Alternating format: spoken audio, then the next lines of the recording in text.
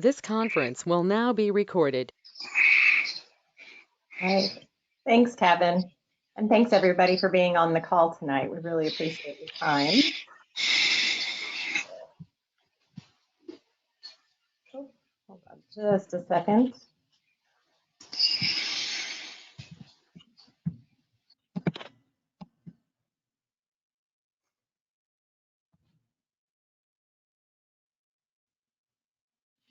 Oh, goodness.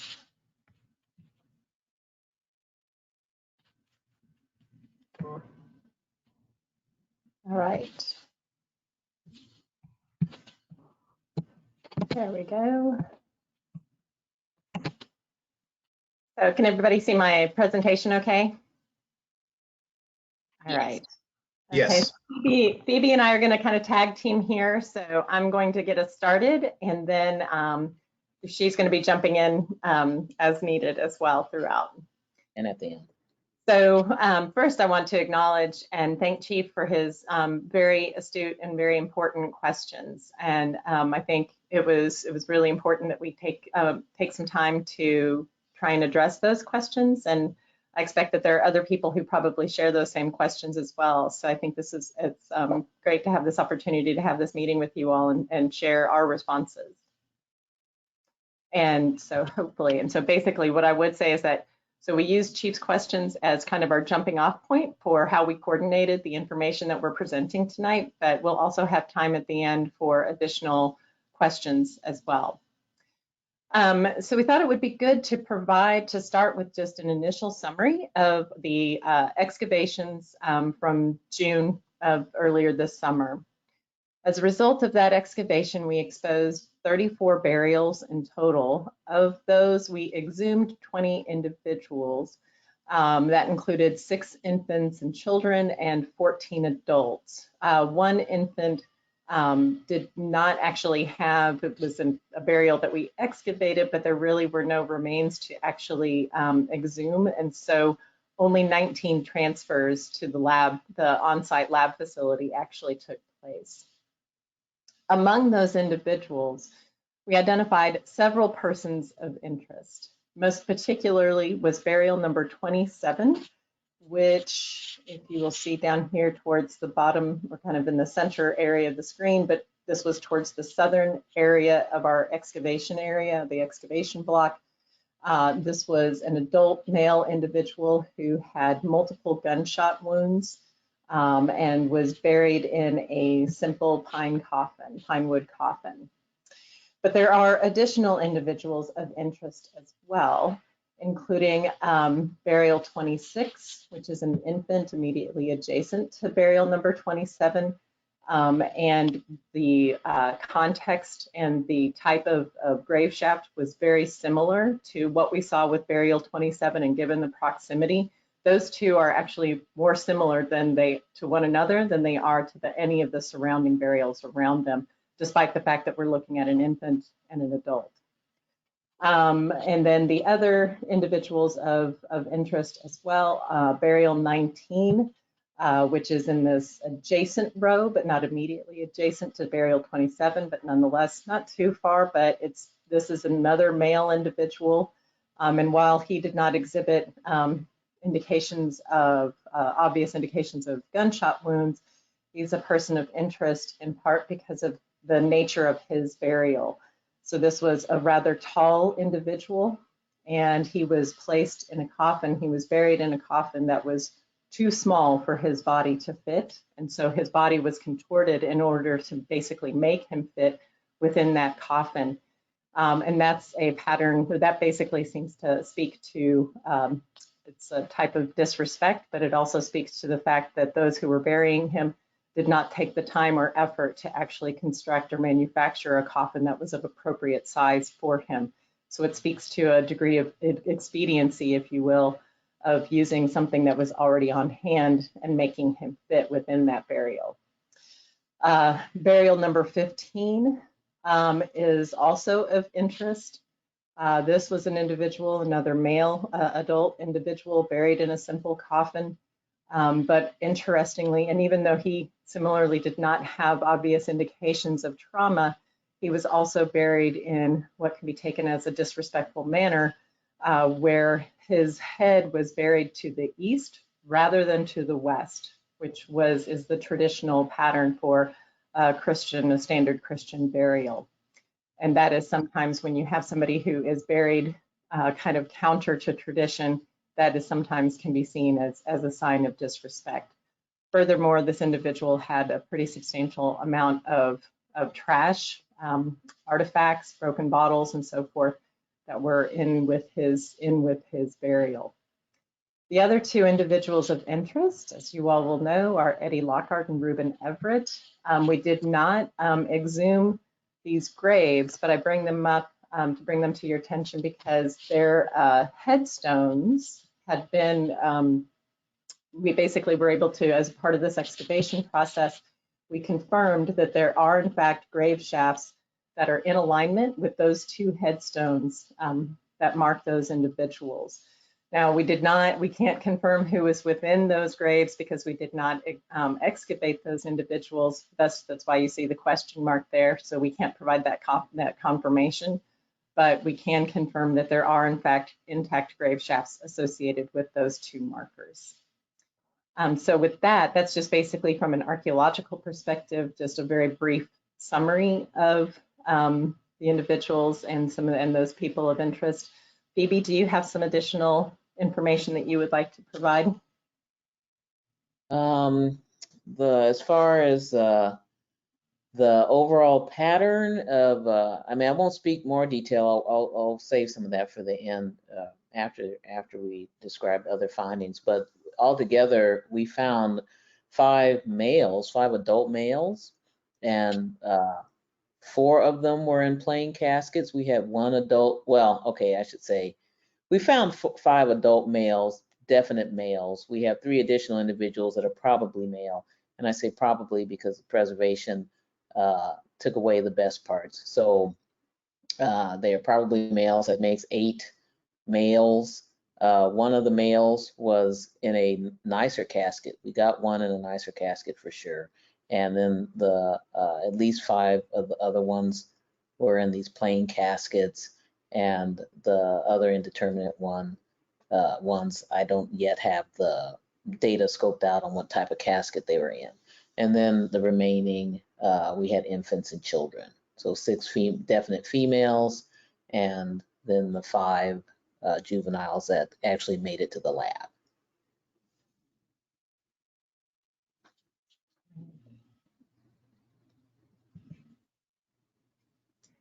So before proceeding, we thought it would be worth just kind of going back for a moment to discuss the 2 hypotheses that had been in consideration for the location of the original 18. The first was one that Clyde Snow had put forward some 20 years ago in that earlier report as part of that earlier investigation.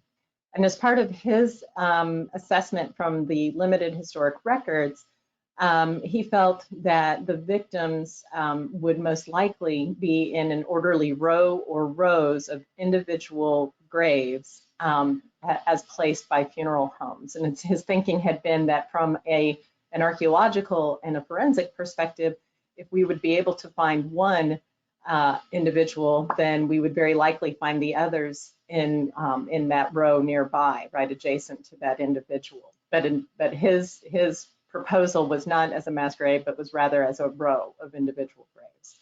In October of 2020, based on the field work that we conducted at that point in time, we identified what we interpreted as a mass grave, which also seemed to us to be a reasonable assessment, considering the fact that if those 18 individuals, or perhaps others, I know that there's some discussion about that number, there were several days between the time of death and the time of burial, such that you can understand that there would have been some haste in wanting to get them in the ground. And so it's a reasonable expectation that a mass grave may have been a way to accommodate that number of individuals in a relatively quick order. But I think it's important to note that these hypotheses are not necessarily mutually exclusive. You can actually have rows within a mass grave. So it's possible that you can have them both be true at the same time. But what's important to note, I believe, is the fact that for both of these perspectives, we would expect that the victims are to be together, not separated. So with that initial assessment of the mass grave from our work in October, we based that off of two key lines of evidence. One was the observation of these apparent steps in the western end of Trench A, which you'll see in that image in the lower left-hand part of the screen, that appeared to be cut into the natural soil and coming into the western end of that trench. When we expanded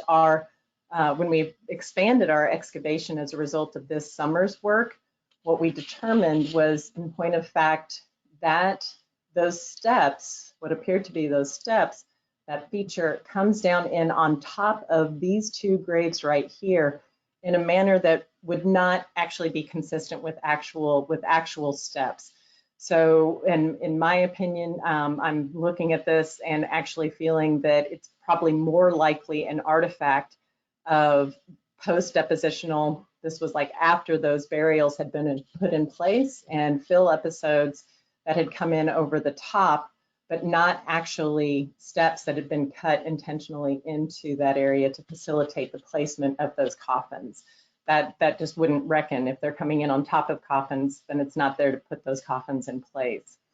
But I would say the other key line of evidence, the lack of evidence for individual grave shafts, nonetheless, that remains.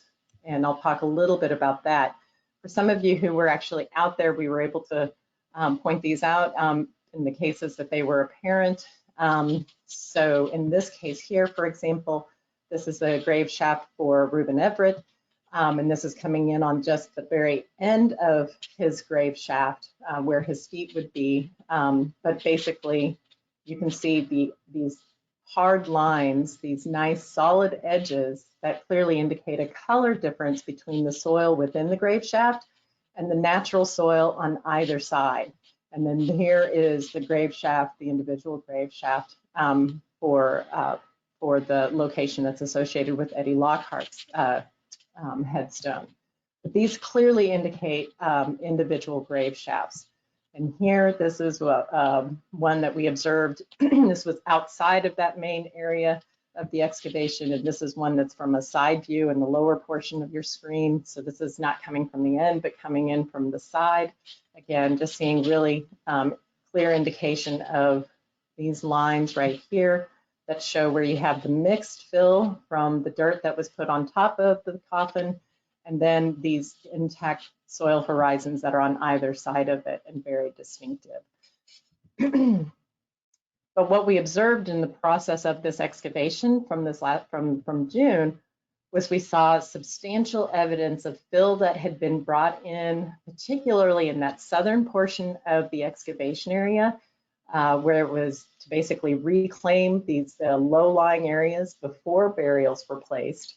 That's what we can see here in this particular image, these deeper deposits. So we have natural soil down below, but we have this series of episodes of fill where dirt and other materials had been brought in from elsewhere to build this landform up and basically render it useful for the purposes of placing graves. But then after the graves were placed, we also have substantial evidence of major episodes of fill that had been brought in to cover a large portion of this area in the upper about 2 feet of what we see in the profile here. But that would have been after the burials were put in place. So basically it's acting as a cap.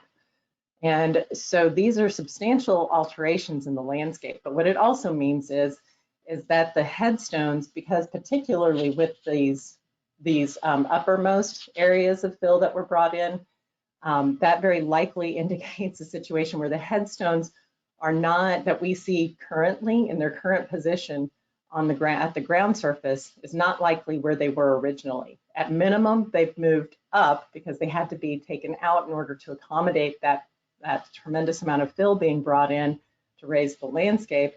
And then they would have been put back in place.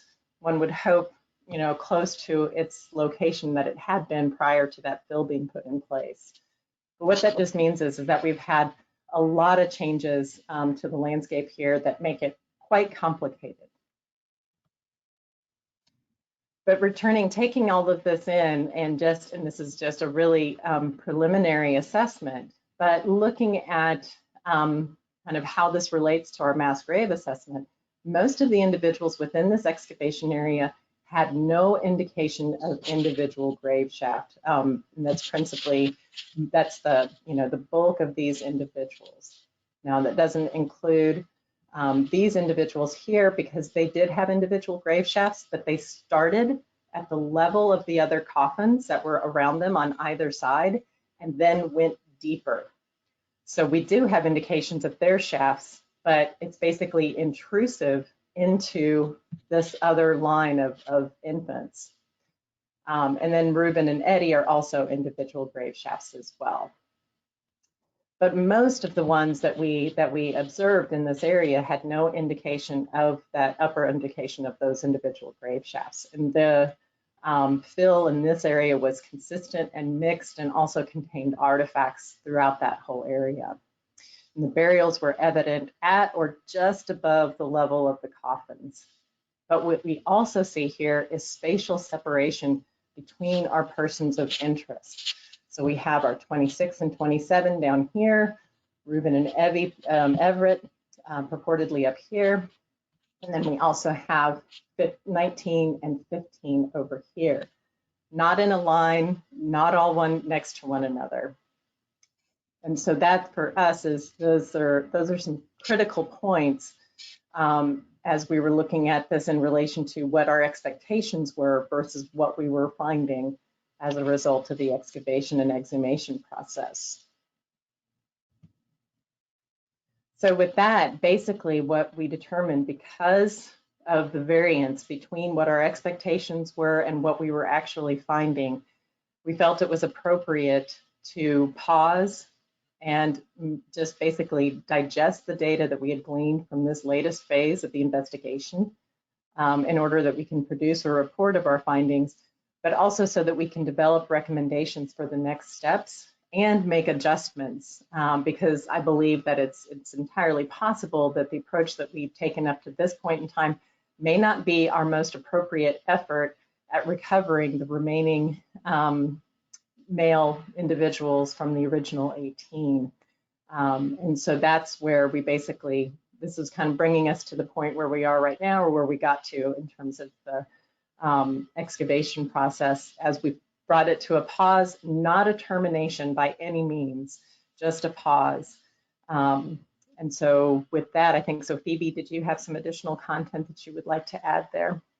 Yes, I have a little more information to address Chief's questions. But by any means, those of you attending, if you have questions too, we'll respond to them as best we can. So Chief had asked if all of the individuals had been identified as to race yet, and no, not all of them have. At least 4 of them are primarily, or I like to say mostly, African descent. So we would say African American now, but mostly African descent. But the rest have not been identified. This is for adults, none of the infants. And there may be further identifications, but the analysis is still ongoing. The preservation alone, it wasn't disastrous as far as preserving indicators of ancestry, but the problem with doing ancestry analysis is it takes multiple indicators of ancestry. Like finding one indicator does not make an ancestry. So some individuals had multiple observable, and many of them just had a lot of fragments, cranial fragments. So I will be doing a little more analysis on dental traits. As you may recall, teeth were well preserved in our individuals, and some of them had teeth that were, a lot of our individuals are in their like young, well, in our standards, we might say, well, I can't even say young adults. They weren't young. We had about 120-year-old maybe, but a lot of 30 to 40-year-olds or 40 plus. And so they had teeth that were well enough preserved to still have dental features, recognizable features about their individual teeth, like a molar here, a premolar there, characters on those teeth that when put together might give me an indication of their ancestry. But it's literally a formula I have to run based on the number of teeth that I've examined. And so that's still pending. So some of them may get ancestry estimations based on that. But do expect that many of them will not receive estimations. Take burial 1 as an example, very fragmentary, very worn teeth, and we won't get an ancestry from her unless it's derived from DNA. And so then sending the remains out for DNA is still in our plan. The adult individuals, we collected samples from all of the adult individuals. They all had sufficient preservation to have some element presentable. We won't know until we have not yet submitted a request for vendors to provide DNA analysis yet. So that's another proposal to submit, but at least we have the specimens available for all of the adults. And the proposal includes the vendor telling us if we can't even get DNA from the remains that we're submitting. So our preservation isn't spectacular, like from a forensic context, but it's not miserable. So I have great hope, really. I hope I'm not dashed, because I have high expectations that we will get DNA from most individuals, barring something like there are substances that inhibit DNA analysis, and it's a cemetery. We could have that be occurring, but I still have high hope. So we may get the remaining ancestry identifications that way. Also, what sex the individuals are, even though we pretty much have, except for the people who are indeterminate, probable males. And by probable male, I mean we were estimating sex from things like the size of the head of the humerus or the size of the femoral head. And these were individuals that were just right in the borderline and otherwise robust. They very well could be robust women because, everyone was working very hard back then. And so we'll find out which way which sex they tend to turn out to be. Let's see.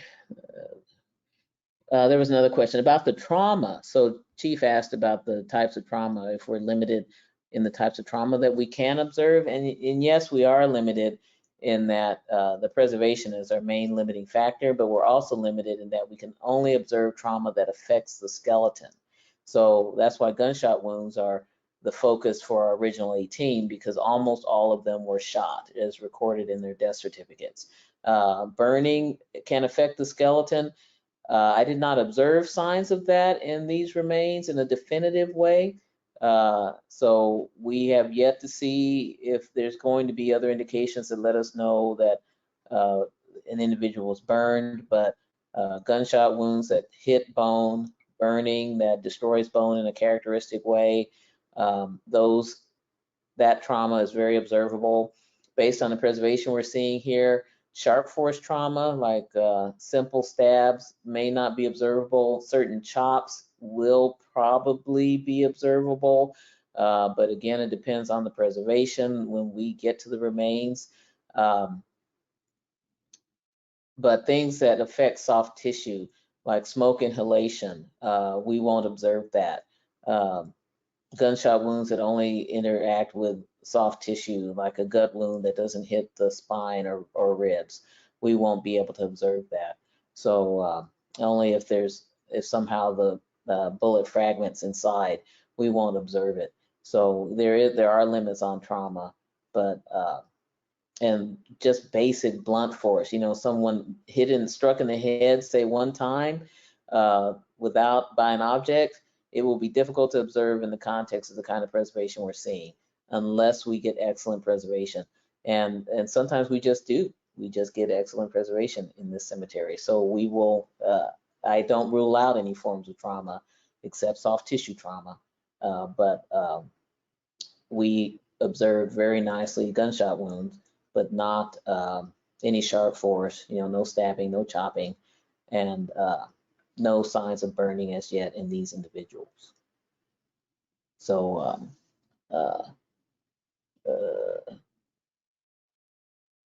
those were the information I had to address Chief's questions. But if there are other questions about our individuals or about where we're headed next, this would be a good time. Take a moment, digest, and let us know what your questions are. I would say too, maybe before we jump to that, I realized there was one question I intended to address of Chief's with regard to how the boundaries of the excavation block were determined. Was this predetermined or assessed in real time? So I would say this was informed first by our the coring that we conducted both back in October, and then we conducted some additional coring in May, just shortly before the start of excavation. And what that allowed us to do was to try and chase out the distribution of the disturbed soil that was consistent with what we were seeing in association with. We lost audio, or I lost it. Oh. All right, can you guys hear me? Yes. Yeah, I can hear you. Now, right now. All right, so the soils that we were seeing in association with burial 1, the disturbed soils that we saw there, that were also consistent with the disturbed soils that we were seeing in trench A. We were able to observe those soils in a way that we conducted additional coring in the surrounding area, basically to see where we were seeing soils consistent with that and where it varied. So that was what helped us define at least our initial area of interest. But we did acknowledge that the process of excavation, the larger scale excavation, basically is what's necessary in order to kind of refine that.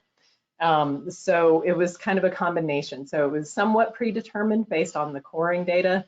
And then it was through the process of the excavation, that block excavation, that we were able to get a better sense of where we felt like the boundaries were on that larger area of where those disturbances were, and importantly, where we were getting evidence for graves, but not the associated individual grave shafts. However, I would note that where we made adjustments was as we started to encounter evidence for those individual grave shafts, we took that to be boundaries outside of that area of interest. So we were kind of using that as determining what our edges were, if you will. So that part of it was assessed in real time through the process of discovery. And I would say that we do continue to remain open to unorthodox findings. And I do think one thing I felt really actually quite good about with regard to this process was, I think, our excavation strategy. The combination of our excavation strategy and the on-site forensic analysis allowed us to, I think it worked actually quite well to help us be able to, like, for example, to get that confirmation of burial 27, we recognized that he was a gunshot victim in the field while the excavation process was happening. And then, of course, that was confirmed and then actually elaborated on by the forensic work, which demonstrated that there were even more gunshot wounds than the first one that was very apparent with the one bullet that was obvious during the excavation process. So again, that has to do with that particular type of trauma. But to me, it was affirmation that the process can work to actually to recover the kinds of information that we're looking for to help us better understand these individuals and their stories, and in some cases, their cause of death.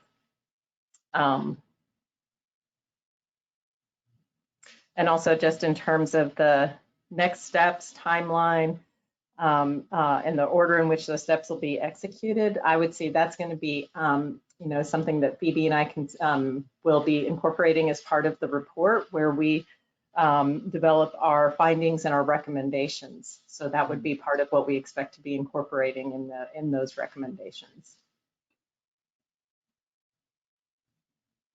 But I think hopefully, and if there's, and Chief, feel free to let us know if we've not addressed all those questions, or if other people have other questions that they want to ask as well. Yeah, I did ask a question about why there wasn't a detective, a homicide detective or whatever was necessary to be on the scene, considering this was, administered by the city as a crime scene or criminal investigation or crime investigation, however they want, whatever semantics are chosen. But considering this is, being considered an investigation, that would require the support of the police department. I don't understand why we didn't have any representative from that department on site. That is mainly, so really that the true answer to that, it has to come from the city.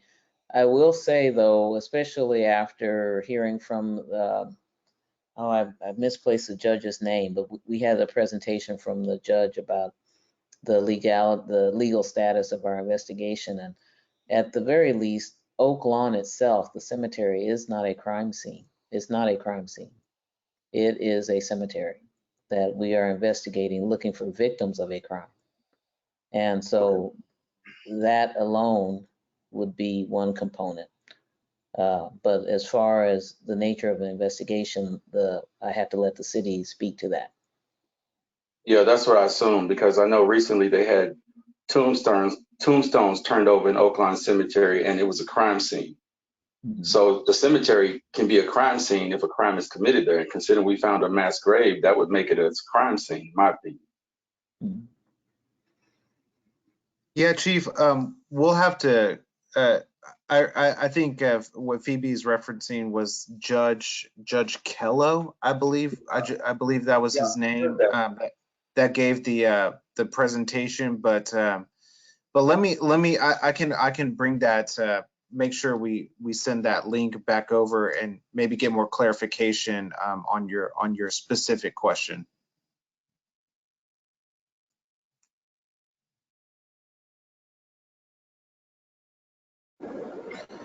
Can I ask a question? This is Regina.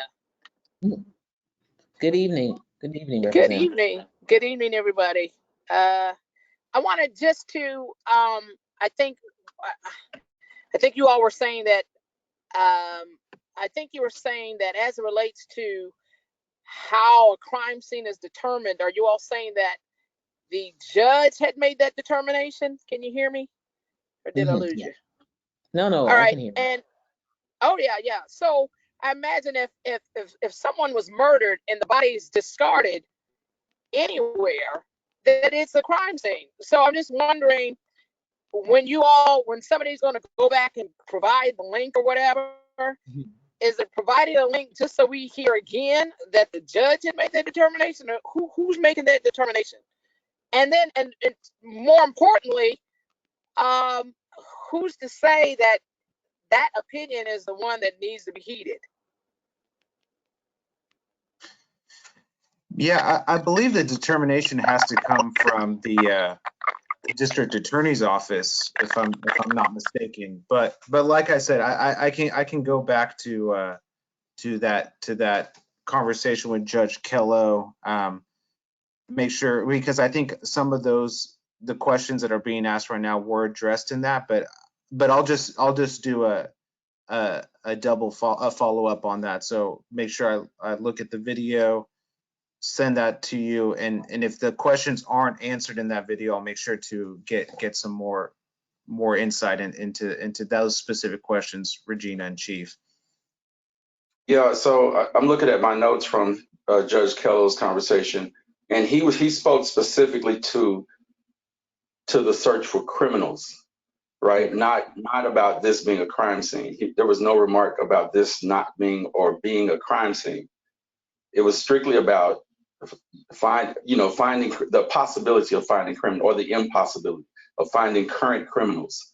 But it wasn't if the mayor is calling this a criminal investigation in his own words, then it's very clear that the city has a responsibility to this. I mean, this is kind of the things we mentioned before we even became an oversight committee, which was how do we guarantee that this is going to be dealt with as a legitimate crime scene, and it's not a cover up again. You know, that was one of the big questions. Like, is there going to be is this going to be a real legitimate investigation? Right? Because we didn't call it a criminal investigation. The mayor did, the city did. So there should be, anytime you have a crime scene or criminal activity, which we have discovered, I think the moment we discovered the mass grave is the moment it became a crime scene.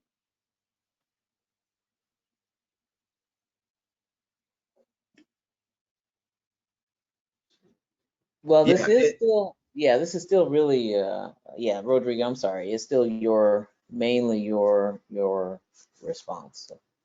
yeah. Well, again, I really can't fully answer that question, Chief, right now without just doing more legwork on my end. So I do apologize for not having that answer for you right now. But like I said, I will look into that and ensure that we're able to explain that, you know, fully. But again, I just trying to understand my interpretation of your question is that what is the city specifically doing to ensuring that we're having a proper investigation, crime scene investigation, now that a mass grave was identified? Is that right? Absolutely. I mean, like, who's collecting evidence? Who's collecting information other than, you know, the professionals that we have on the ground or that are on this call? What is the city doing to document it for itself? Okay. Got it. Understood. Well, I Phoebe, will.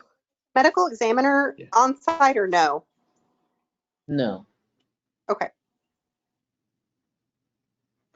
My general understanding and I don't have my notes to refer back to, but my understanding from previous conversations on this topic, and I thought Judge Kello gave some comments, because I understood Judge Kello was making the argument that because of a lack of perpetrators, the likelihood of pursuing our investigation as a criminal investigation is low because there's no one to try. And there will be no perpetrators to try. And so to cause a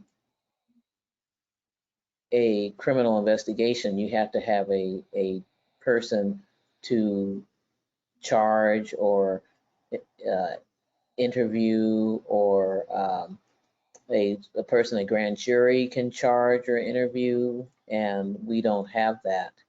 And just based on time alone, we're not going to have that. So, but it is the DA's purview.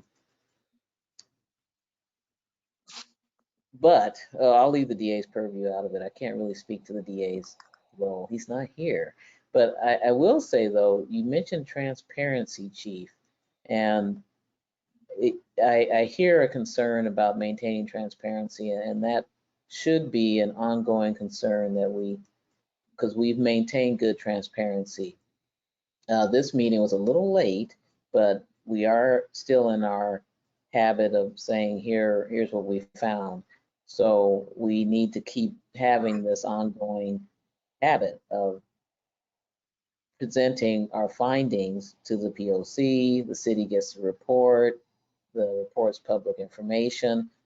I don't foresee our findings becoming unavailable to the public, but I can assure you that, at least as far as my own analysis, you know, the bones I saw in the burials were the bones that I received, and there was no one else in the lab that wasn't an analyst I trusted, and we performed analyses appropriate to the standards of our field and the preservation of those remains. And on top of that, there's no one telling me, Phoebe, you have to say certain results. I received no correspondence to that effect. No one's calling me or texting me. So there are no undue influences. So there haven't been. So we're fine right now as far as transparency in our practices and habits. I don't say lower your guard, because we all have to, practice our own good behaviors and monitor ourselves. But we are still good as far as being transparent as a group. Our city, our specialists, and our manner of dissemination, we're doing okay right now.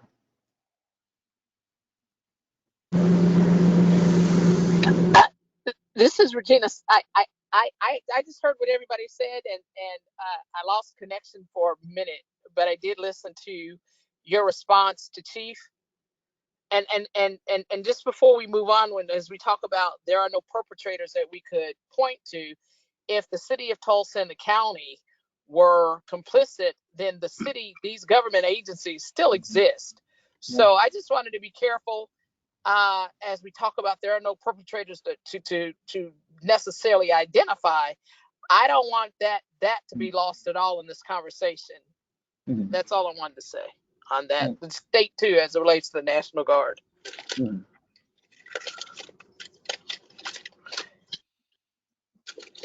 No, you're right, and Judge Kello, brought that up too, about the nature of the institution still existing, and can they be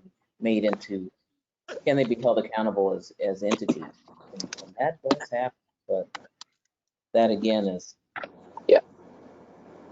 beyond my focus. My focus is to make sure the data is available.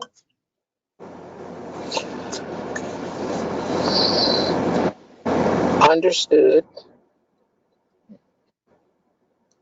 And thank you for your response. This is one of the reasons I asked Mr. Rojas if you all were capable of answering all of my questions.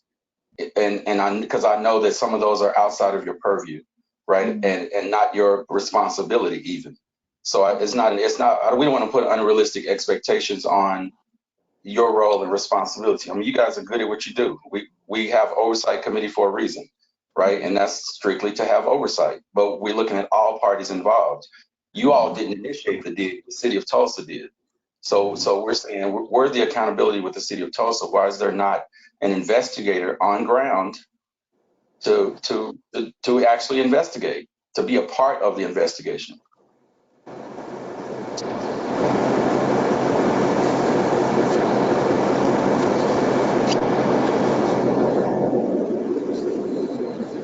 So I do have another question. Mm-hmm. As we said that we didn't find any remains that had been burned. Okay. And right. Okay, so thank you for saying not yet, because that goes into what I was going to say, because I know the original 18, the trench with the original trench A with the original 18, I'm assuming documented in the Race Riot Commission report as containing the 4 that were burned and the stillborn. So, and since we didn't exhume the remains in that trench, I guess, well, like you said, not yet. So you kind of answered my question. Well, I mean, your transmission cut out a little bit. So could you ask it again? Because I wasn't sure if I got all of it. Okay, so I was saying earlier on, we asked about, the remains that were burned. Mm-hmm. And in the Race Riot Commission report, it actually specifies, that we would find, out of the 18, we would find 4 burned and a stillborn. And right. So I'm assuming that that's in the original trench. It's just an assumption, since we didn't actually excavate those remains in that trench. So I'm assuming we'll get to that eventually. Well, I mean, I don't know that they'll be connected to the burned individuals, because we didn't find, 18. So we did not find 14 gunshot wound victims male gunshot wound victims as well. So it's not the case that they'll be necessarily in trench A. Well, what I'm saying is, how can we say, I'm just saying we didn't because we didn't excavate all the remains in the original trench that we found, the mass graves trench. Right. Then we can't assume anything, because we haven't looked. Yeah. We didn't exhume them. So I'm just saying that based on that information, we still have work to do. Correct. No, we do still have work to do. Trench A, well, this is the fine print one. Carrie, could you go back to that other one that was a little bigger? For Please. well, this was the only one I had with the trench A. Oh, darn, you're right. Okay. Sorry. No, you're fine. Because I was admiring our map again. I find it, I was admiring the Cardinal map. But yeah, The Cardinal map is next to it, but it might be hard for you to see behind the line. Okay. So burials 10 and 11 that we excavated are on the card note map, and so you see there was a little bit of adjustment. We didn't excavate those because they were of longer dimension, resembling one of these we did exhume that had a vault, pseudo vault. So this is going to be, so Chief, just to let you know for awareness, so on the left-hand side, so this is the map that we developed for Trench A, and this was based on the information we had at that point in time. If you recall, with burial number 1, we actually encountered the remains with the backhoe, and we did not, that's not what you want to do. And so that's your process of discovery. You want to be by hand excavation. And so when we commenced with our work in the Trench A area, we were very cautious and very careful. And so we only came down on just the very tops of those coffins, or when we first started to encounter any indication of hardware or wood. And so we developed our assessment of what we took to be the outlines of those graves based on that. What we ended up finding when we actually came to the point of doing the hand excavation to better expose those burials, in fact, 4 and 6 are not 2 separate burials. They represent one long burial, one long grave. And this was a situation where it was a female who had been buried in a coffin that was inside a crate, very likely the crate that it had been delivered in. So this is something that you do sometimes find with historic cemeteries. There are times that people will send away, like there's a catalog, and they can actually order a preferred type of coffin, and then that coffin is delivered from out of state, oftentimes in a box, in a wooden crate box. And so, and it creates kind of a vault kind of a scenario where you have a coffin inside the crate. So the crate itself was, I want to say 7 feet long, a little more than 7 feet long. But it was, so that was basically what we were seeing here, is interpreting as the possibility of 2 coffins was actually representing 1. And that was the same scenario as well for 10 and 12. 11 proved to be much longer. This was one that is number 11 is probably very much like number 4, a coffin inside of a crate again. And let's see here, 5 and 7 actually represent 1 longer grave as opposed to 2 individual graves. So that's just to let you know that, so our preliminary work from October, once we actually expanded our excavations and started to come down on them a little bit more deeply and using that the careful hand excavation, we got better definition, clearer definition of each of those graves. And so we're refining our understanding of those particular burials. But I would say too, in part because of that coffin inside the crate scenario, that is a situation where, and this was, it's a situation where that does not really speak to expediency of burial. If you have somebody who, if there's sufficient time, presumably this person would have likely been embalmed, and if there was sufficient time to, I say that that's a presumption on my part, not actually, but if you're going to have the time that's necessary to send off for your preferred coffin and wait for it to be delivered and then bury that person in that coffin, in that crate, that is not something that seems like it happens with haste. That entails planning. That would not necessarily be a behavior that we would expect in the case of our massacre victims necessarily. And I say necessarily because, what we're open to the possibility that, that new data, and as Phoebe completes her work and so forth, and all that information comes to light, there is a possibility that we could return to disinter these other individuals if we feel like there's compelling reason to do so. But we took a cautious approach and opted to leave particularly those that did not seem to fit that expedient burial process in place for the time being. But again, it's not because we're closing out the possibility. It's just that we're, again, this was taking a bit of a cautious approach here in this particular case. Okay, so it sounds, I understand everything you just said. And again, like I said in my previous letter, everything about this is unorthodox, right? Nothing is traditional, nothing seems normal, that we can't expect any normalcy inside of what we have defined as a mass grave trench or a mass grave site. And the whole world believes we found a mass grave site or trench. For us to not excavate the remains is misleading to the public, because the public is under the impression that we found a mass grave site, right, connected to the massacre. All the public is waiting on is for determination whether or not they were victims of trauma and not Spanish flu. If they could be properly identified as, where you all may, as scientists, make a distinction for the public. But the public is under the opinion that we found 12 remains in a mass grave trench. And for us not to excavate those remains in the original trench looks very suspect, no matter how you look at it. And you have to kind of step outside of your role or your position and look at the story, look at the narrative. Because from a community perspective, that's what it looks like. Well, I would say that, I hear what you're saying, Chief. I have to acknowledge, though, that this investigation targeted plain casketed individuals, because that's the documentation we have for the type of individuals we were looking for.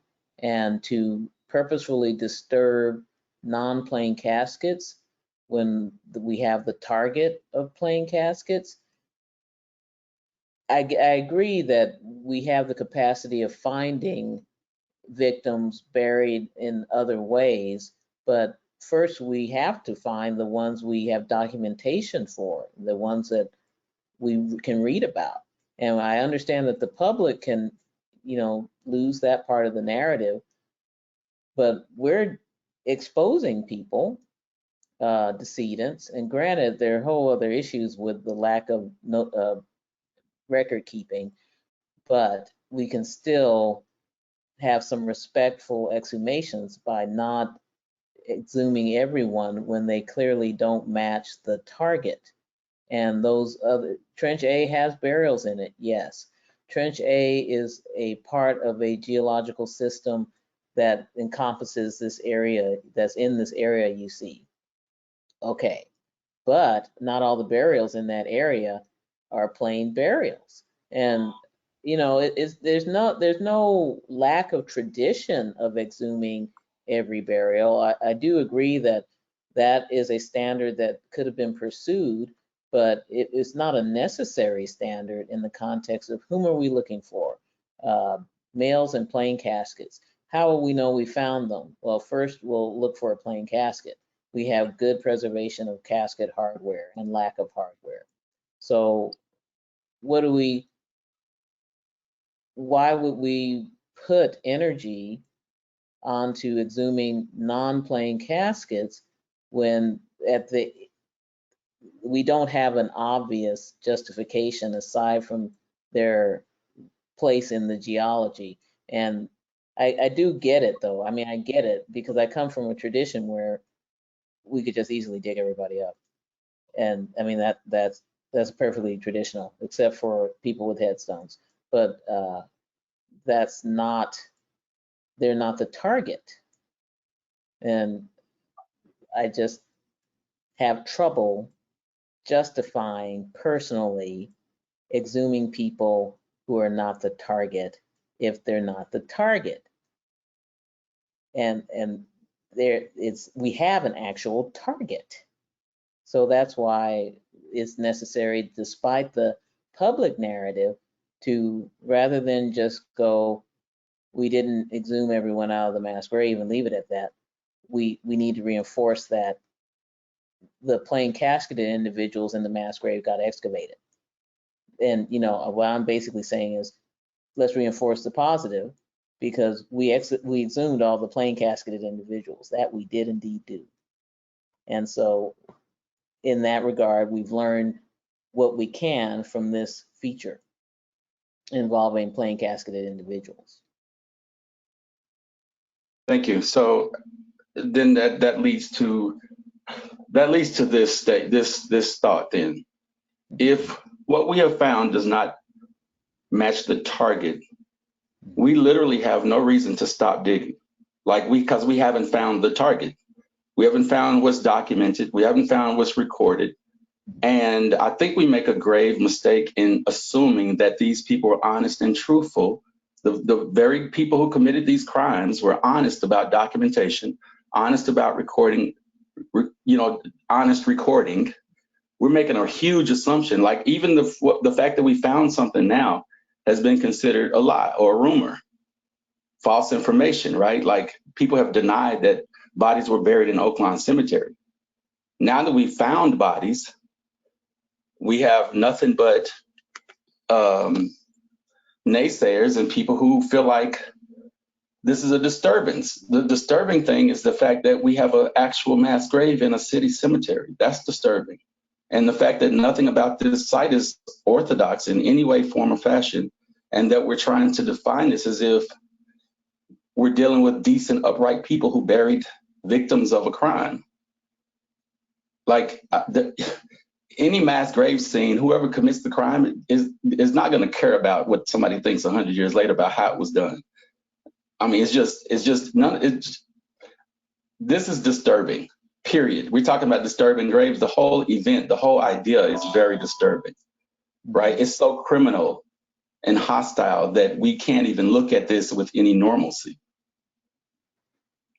It just doesn't make sense. Like, I'm really trying to make this make sense even for myself. Like I have to pretend to be semi-insane or criminal just to comprehend what we're looking at here. But in the end, since we're looking for a target and we haven't found the target, then that's all the more reason to keep digging. Well, and we're not saying we're done digging. I mean, you've heard us say that we're not done digging. We're processing the information we have now so that we can try and we just need to check and make sure we don't obviously have a better target. And starting from where we are, and we have to finish the analysis on these people, the soils they were buried in, whatever other, well, my people of interest don't have any grave features, but I mean, they don't have hardware. But we need to put all that together in a way that we can say, is there a pattern otherwise that will let us go forward? And this is something that we would have to do in the absence of finding multiple Black males in plain caskets in this area. And we have to figure out, is there any information in this pattern that tells us immediately where to hunt next? And because, Chief, I understand part of the frustration, because every time I mention the race massacre to someone that, I mean, at first they act like they haven't heard anything, but then they apparently have, because then they turn around and say, well, I heard they just threw the bodies in the river. And it's always some discardable concept of, your effort is discardable. Our effort is not discardable. Your effort, when I say our, I mean our effort, all of us. We're here in this time. We are putting the good faith effort. Yes, we need to not listen to people who are just trolls, but we will have trolls. But trolls are there to remind us to keep our focus on we are making progress. There will be more trolls, because the more Black males that we collect that have gunshot wounds, we will get more trolls. because yes, we are exposing a riot, and we're exposing it to light in an area that has been thoroughly, well, not thoroughly, there are worse ways to cover up a undocumented cemetery. It could be done more thoroughly than it has been done, but there is a distinct lack of documentation for that part of the cemetery. And our work, no matter what we've done, will cause there to be more documentation of who is in the cemetery. Just all these people, these adults, whether they're victims or not, there's a low probability of them getting out of this analysis without some form of identity beyond what sex they were and their general age, because we're going to do DNA analysis. Some of these people will acquire names and family, and that's more documentation than they have currently, even though some of them went into the ground with that. And while that's a whole other pattern of dealing with Black cemeteries, the act that we are committing has positive results beyond our finding our victims, our 18. And we're going to find our 18. So I just try and stay in this little bit of now, because we've already done something good that we're not going to put back. You know, us respectfully reburying the ones we've exhumed so far so they don't sit on shelves for months. That does not erase the fact that they're going to get an identity out of this. And that identity will be public, unlike their identity now. They will go back to memorialized status, unlike where they are now. And we might actually, you know, catch 1 or 2 or 3. I'm betting on 3, but I'm optimistic, of our massacre victims in the process. We might, some of those, it might not just be gunshot wound guy, you know, burial 27. Some of the other ones may turn out to be in our sample, but we won't know until we get a little more information. But we do need some time to make sure we have an idea of where to head next. But I just can't stress. I know that, you know, the public gets to say what the public wants to say. They get to speak, we get to speak. You know, we take time to listen, they may not listen to us. But we do have a target, and we are doing a respectful search for our individuals, while at the same time providing returns to the people who aren't in our search, that aren't on our target. And that's better than a lot of forensic searches I've been on, because I've dug through people's backyards where we just leave the holes there and there's no apologizing. We don't find the body, we don't refill the holes. And that just leaves a homeowner with a torn up backyard, and the police, you know, all of us just saying goodbye. And yet here, that won't happen. So we are doing the search for our people. We have not stopped, and we will go back to keep finding them. It just takes a process. Yeah, well, thank you so much. I appreciate your responses, and I would encourage the city to get involved in an official capacity as it relates to law enforcement, because the problem with having a target is, from a holistic perspective, is number one, you marginalize the lives of women and children, because we don't even consider them in the scenario, and we do know that women and children were killed during the massacre. Mm-hmm. But we marginalize that, and being that this is a crime scene, we shouldn't just be looking for Black males. I understand that that's part of the target, but for this to be a crime scene, it has that scope has to be expanded, right? Otherwise, we take the people who are the most marginalized in the world, Black women and children, and we eliminate them from the whole entire process, and they get no justice once again. I'm just saying this approach has to be holistic from a legal standpoint, so that we actually deal with this as a legitimate crime scene, like the mayor said himself. These are not our words as an oversight committee. I'm just regurgitating what's been stated. But we have to give due respect to all of the dead, which what I find really surprising is that it's amazing that we have documentation of massacre victims buried in this gravesite, but we don't have documentation of what we've discovered. Like we should already, if that's not part of a crime scene or not part of a mass grave, then we should have record of what has been discovered. That makes too much sense.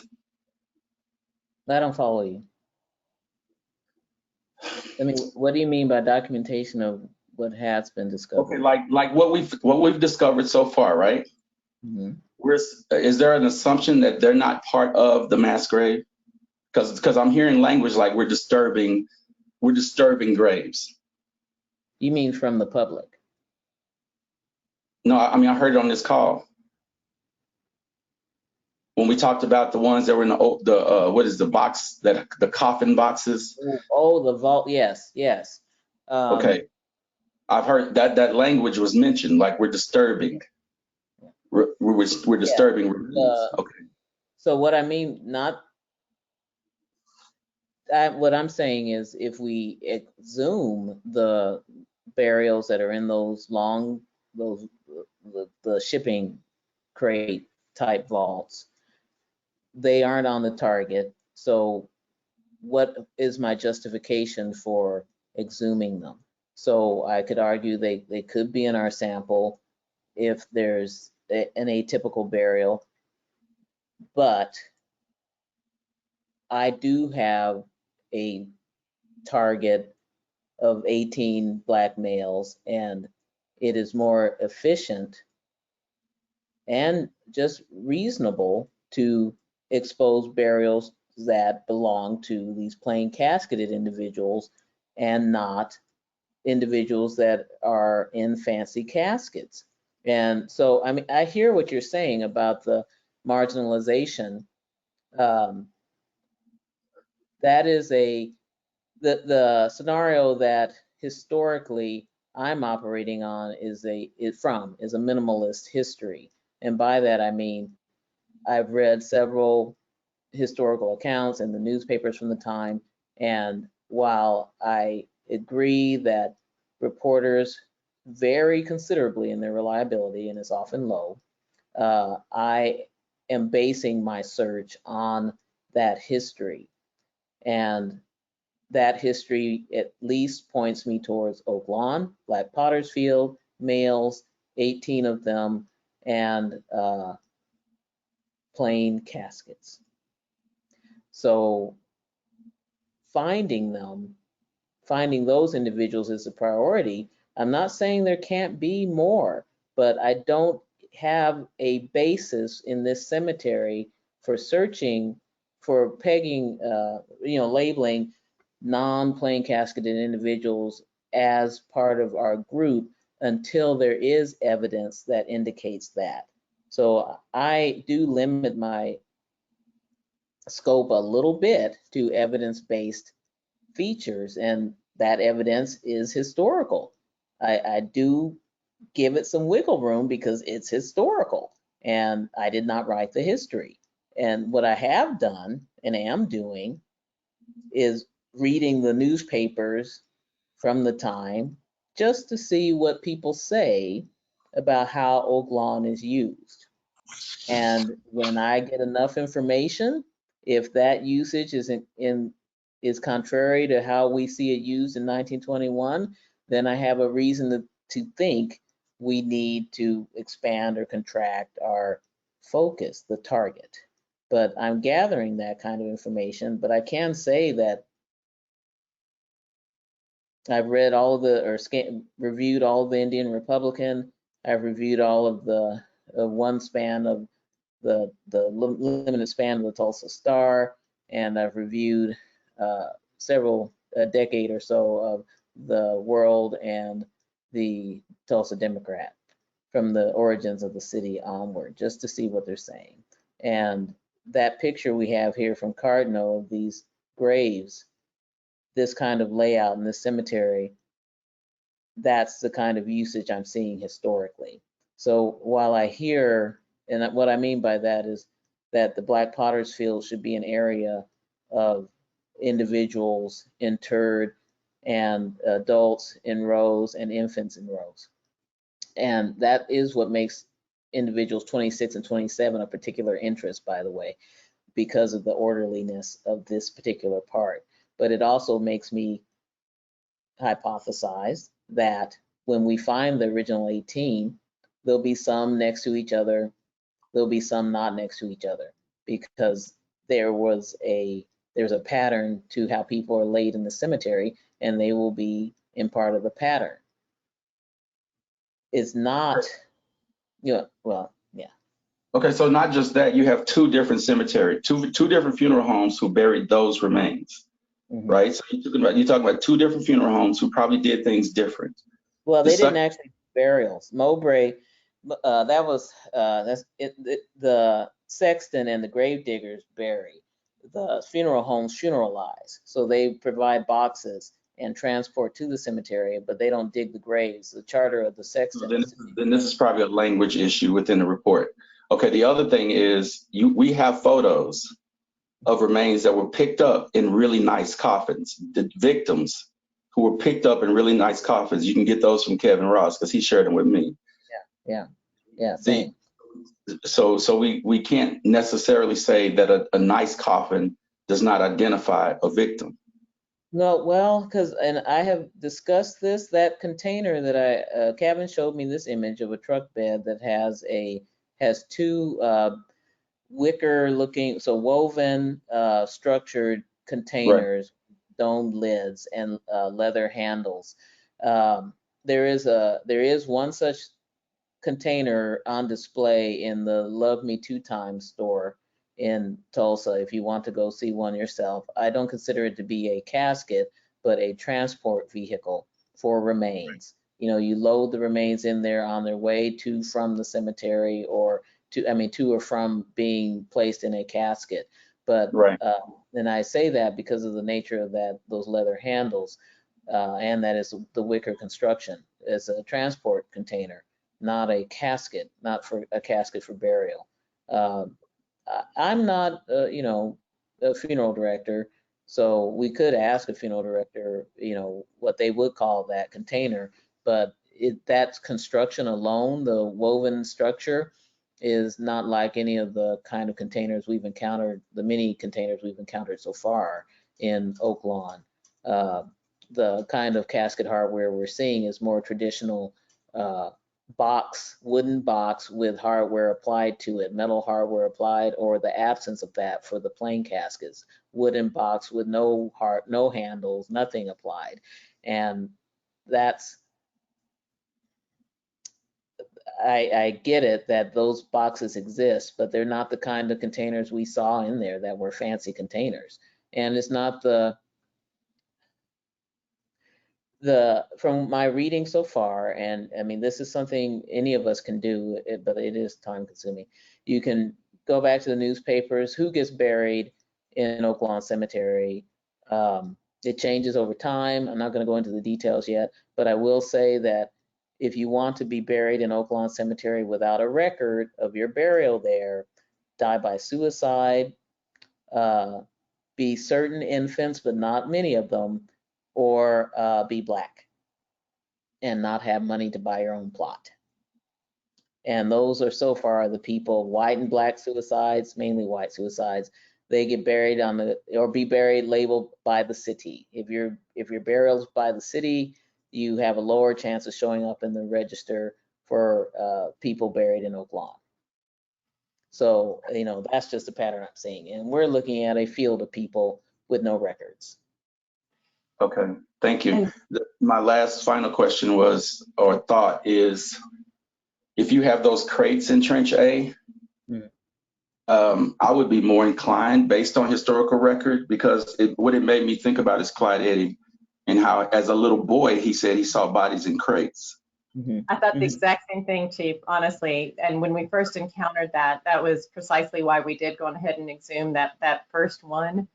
Right. What we realized was then, once it didn't take too long for us to realize that it was actually, it was not just the crate itself was not the burial vehicle. It was the coffin inside the crate. And so that was what made us look at that differently. And so on those other ones that I mentioned, where it was the coffin inside the crate, we scraped on those enough to determine, is it just the crate? Because I am right there with you, because that was exactly what my thought was. Non-traditional using that would be expedient, right? That what Clyde Eddy described is the definition of expediency, where you're running out of coffins and you got to put people in something, and you're going to use whatever you have available. But the other ones that we have, those other longer coffins that we have out there, are situations that fit more with that number 4 model of the coffin inside the crate.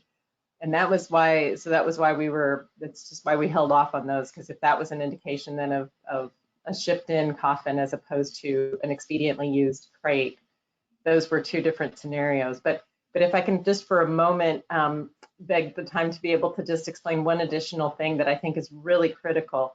Burials 27 and 26, they appear, so they're in this row that is otherwise of infants. And they have my initial assessment based on the excavation process is that they are intrusive, that there had been burials there in place in that row, very likely infants, and that these 2 burials were put in place through those and intentionally placed deeper. And the soil is very different, is totally distinctive compared to any of the other ones around. But that's basically saying, so from the standpoint of archaeology, you know, normally something that's deeper is going to be older, right, in terms of just stratigraphy. This is the situation where if our burial population is more or less contemporaneous with one another, as it's exposed for most of those coffins, these are 2 situations where these are people who were basically pushed through, their grave shafts were pushed through 2 other existing graves to be buried at a deeper depth. That is very distinctive, and to me that's just to me is something that it causes me to look at that area slightly differently. But you're completely right that this whole thing is unorthodox, right? And you're just spot on there. But that's also why it creates all these challenges. But it's also why for us, it's where when we come into a situation where we have put forward an excavation strategy based on our initial information and our working hypothesis. And if we start to see some variation to that, in our, for us, it's not necessarily unusual. And in fact, it's appropriate for us to pause and just reassess and see, are there ways that we need to adjust our excavation strategy based on that new information? But I totally agree with you that it is an unorthodox situation and it is challenging. Yeah. I got a question here. 2 of them. One, outside the 18 men placed in plain coffins, I'm thinking also those ones that probably be buried outside the official 18 that we may find and place within this hidden, I call it hidden because there's no documentation of this grouping of folks. As we entertaining the thought to move further to the south and further to the west to expand the area scope, which I hope that is the plan. Everybody's thinking that before we move anywhere else. It's hard for me to believe that all the funeral homes that were involved, that no one brought any kind of caskets out of their inventory to help bury the dead, even though the city was going to stick with its 36, 39 dead folks. Yeah. And so I really, it's hard for me to it's hard for me to discount that there were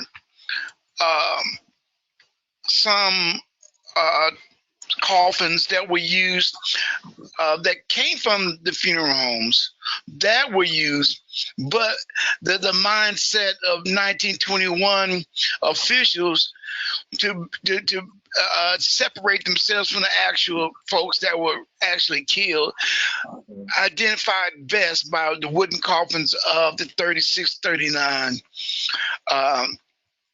And so, and I guess we have to continue to just to dig on. So, is it of your opinion that we need to, before we go anywhere else, that we move further to the south and further to the west to the gate, to the fences, in order to get a good synopsis? And what if we do come across more of the same?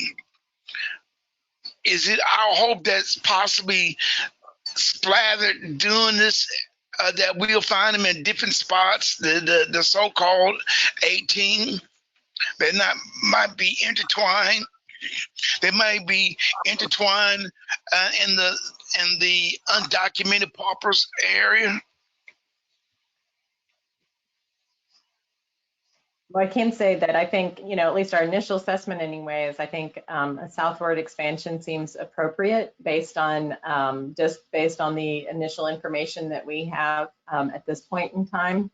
And I do think, and to your point, Kevin, I think this is what's really intriguing, is if we have individuals who are, we have victims who are otherwise adjacent to or surrounded by non-victims, that certainly is, that is quite different than the scenario I think we envisioned as we embarked on this process. I think we really anticipated that they would all be together. But those are questions that we are posing to ourselves right now.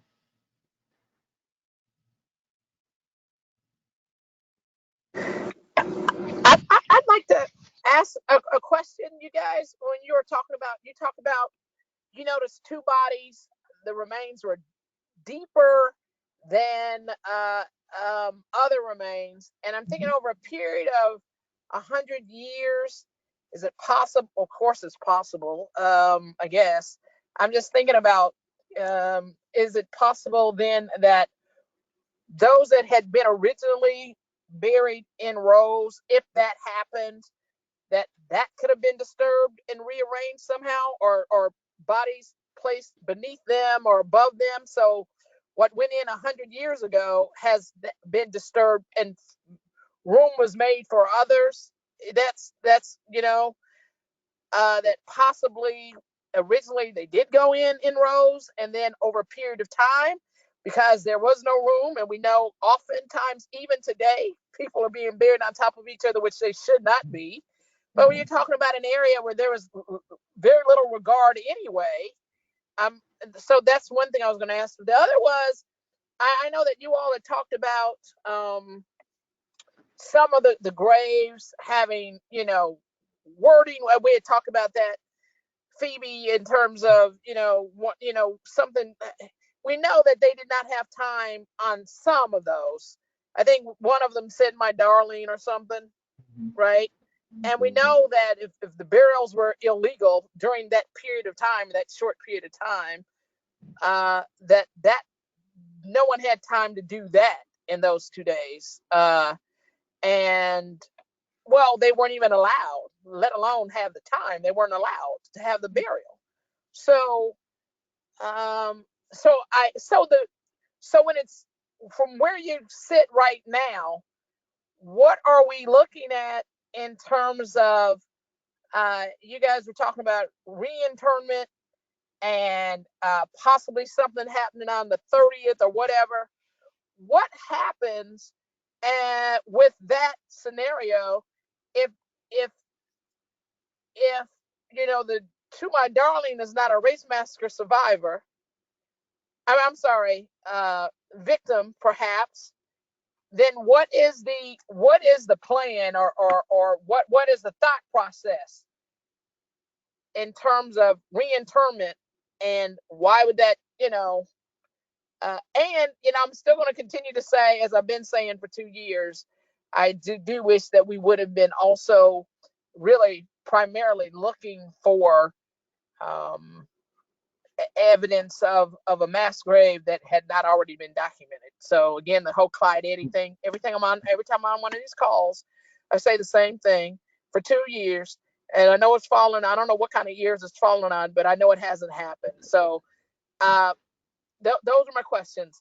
what happens with these remains in terms of what is told to the public, and and also how long can remains, if there are remains that show gunshot wounds or burns, or you get a DNA sample, how long can these remains be outside, right? I'd asked that a year ago. How long can you keep them above ground in a decent condition? What period? Is that a year? Is it, I You don't mean know. the DNA sample or Yeah, I'm talking about the remains that you bring up, right? And if you think that these show indications of a gunshot wound or burns, how long can those remains be above ground once you bring them out? Depending on how good a shape they are in the start, years. They'll if we keep them in a climate controlled, environment, they'll last further years. Because the bone will stay sitting there. The kind of quality we saw this time, that could stay above ground for years and be relatively stable. I can't speak for the DNA itself because the clock is just always ticking, always ticking. But the bones, as long as we don't touch them or shake them or much, because some of those bones were crumbling by themselves. A piece would just flake off as the bone dried. Some were more stable than that. So years for the more stable ones. But one of your questions, DNA. How long for the DNA too? Also, when you say years, but it depends on if it's in there to start, if it's available to start. But DNA has been successfully recovered from in humans that have been dead for tens of thousands of years. And so technically it may be possible. It just depends on what makes DNA not available is things like embalmed remains. It is harder to get DNA out of embalmed remains. Not always impossible, but it is much harder because the embalming fluid, if you think of DNA as a string like that, embalming fluid makes it go like that. Then the other ones get ready to do this, and we can't undo that. So that's embalmed remains.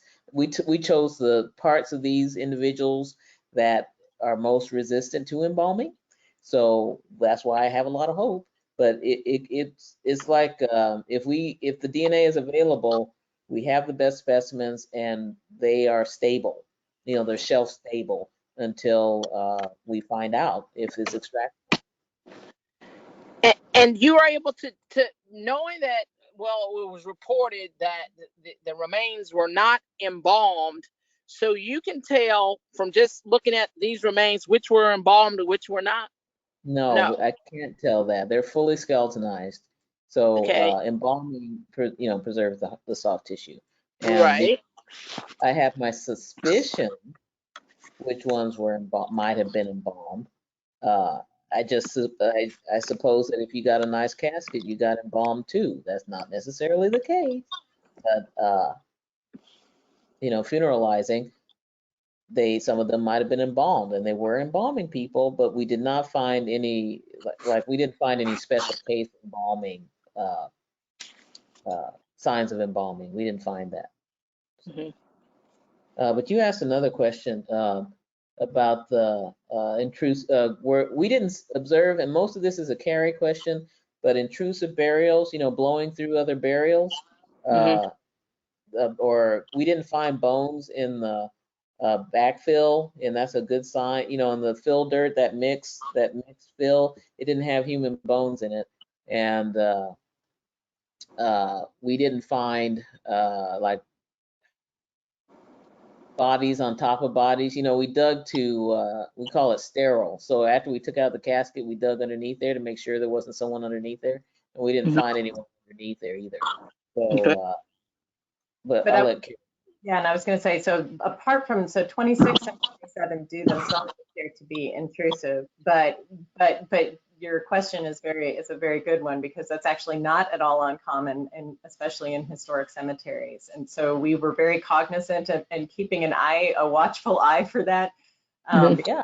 anticipating the possibility that we could have some additional intrusive burials. But really, we had no, apart from those two that appeared to be intrusive in that infant row, we did not have other indications of intrusive burial into the ones that you see in the map on this screen.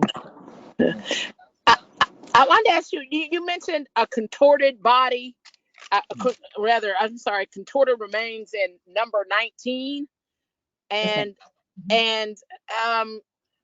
what historically, I mean, I know if something is rushed and someone is unceremoniously dumped somewhere, but can you talk about the contortion of the body of the remains, what that might indicate?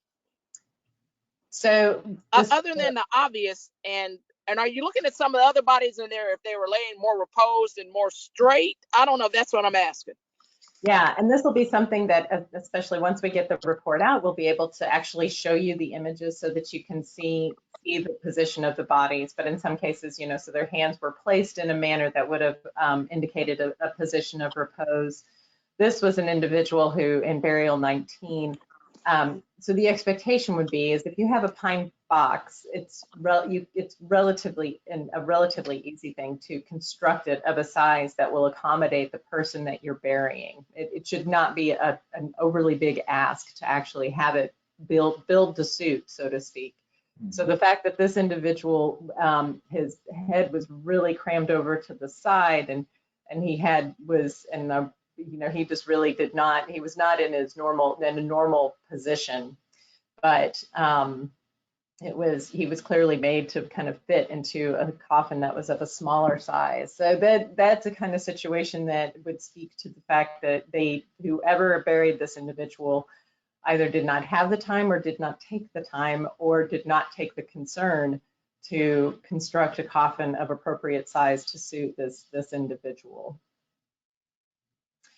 And I have seen, so I'm aware of another example along this, but it was from an earlier time period and not a massacre type situation, but it was a slave cemetery in Kentucky where there was a gentleman who was quite large and was unfortunate. His remains were treated quite disrespectfully in order to accommodate him getting into a smaller size coffin. But it is certainly, from an archaeological perspective, from an anthropological perspective, take that as that treatment of at death as being an indication of how they are respected by the people who are burying them. And so that's just basically where our kind of initial assessments are with that individual. It was very striking and different compared to the others. And my last question, as at Phoebe had mentioned this to you, that as you talk about perhaps DNA samples, I had asked if we knew the names of a starting place, like you say, if we knew the names of some of the individuals, right, that were documented, I'd asked, could we not reach out potentially to their descendants and find them as we talk about, and just say to them that potentially there may be a match, and could they make themselves available? Could there not be that kind of effort in terms of, if we're going to talk about DNA, you know, we got to connect it to someone now. So that was the question I had. And yeah, we need, and I thought this might be something for the history committee, but I'm not sure if it still meets or works, because we don't have an outreach arm, except an informal one. Like when people email me and say, I've had two people email me, and one said I might have a relative, and the other one says I'm pretty sure I'm related to a missing person. How can I sign up? And I tell them, get into one of the, use any one of the public companies, because we don't yet have an arm. We're gathering data. We don't have the vendor yet, but depending on the vendor that will do our DNA, they may be tasked with direct outreach, or it depends on the cost, right? Because we could have an arm, we could be saying on a website or radio or however people disseminate information now. You could say, hey, if you think you lost a relative in the race massacre, please submit your DNA or do a kit, because once you do a kit, you have to opt out of being in a public database. So if they don't opt out, then they'd be available for the match. But I will tell you though, from a forensic standpoint, when we have genealogical DNA conducted, there's still always the closest set of families, and then the families have to be approached still anyway. So, but yes, the answer is yes and yes. We could do that. We don't have an outreach arm. Because I believe it would be better to just create the outreach arm rather than have me or Carrie keep trying to wrangle the solicitations, because they're just, it's a time sink. And I think it will narrow the net though, but how do we best reach out? Because it really would help if everyone who even remotely thought they had a relative would just take an interest in their own genealogical DNA. And folks, the clock on the wall said that's all, y'all. Is there any last minute comment, concerns, or questions that we may have as we wrap up? My other question was, as looking at the 30th, what does that look like? Ooh. And how, at one time there was talk about reinterment, and I think that's the question that's I don't know if will we talk again or what, but want to know, what does that look like? And if there's no answer today, then when do we have another conversation, I guess? As far as the reinterment, there will the skeletal remains that we did exhume, that we did extract from the ground, will be going back into the ground this Friday at 9 a.m. Back into their original spots, as we agreed upon with the judge's order to put them back into the cemetery, and that's the plan for Friday at 9 a.m. Okay. Who made that decision, and when was it made? You said with the judge. I was unaware that was a decision that had been made. No, what I'm saying is, when the judge had made a statement, I always assumed that the judge had made a statement that this is early on when we were talking about placing, removing the remains into another place, like in the Greenwood area. But the whole thing is, as far as the remains were, that the order was, and correct me if I'm wrong, is that if bodies are taken out of the cemetery, they go back into the cemetery, and that's what I meant. Oh, yes. No, I mean, we're reburying them, because we're reburying them in waterproof vaults. So it's kind of like we're just storing them back underground in the off chance that if, they're going to get markers above ground. So we'll label the markers with their identities above ground, from temporary markers and then to permanent markers. And then if they need to be re-exhumed later because of a relative contact, DNA relative, then we know where they are. And their storage, assuming the vaults maintain their integrity, they'll be stored in the manner that we bundled them up tightly. Yeah, I was thinking you guys would come by the lab, so I don't know, maybe only Miss Brenda got to see them, but we bundled the remains in cloth and in tight bundles with the soil that they came with, and put them there. They've been placed in these vaults. So those bundles should hopefully stay intact if a family member needs to do them elsewhere. So they're ready to stay in the earth or to go to another home later if relatives require it. Now, so you're talking about all of the remains that you've dug up are going back in on Friday. Is that what you're saying? That is correct. And so that's being done without any DNA analysis. That's being without any determination. So why would that be happening even with those that you consider to be race massacre victims? Or even with the ones we suspect. Yes. Yeah, well, with the gunshot wound, with I we think have the DNA. huh? So, I mean, we have specimens, we have samples taken from every adult for DNA analysis. And so we are reinterring the rest of the skeletons. The samples we took for DNA analysis will still go out for DNA, but we're not storing these skeletal remains above ground in the meanwhile, because they'll just sit there. You know, Well, could they?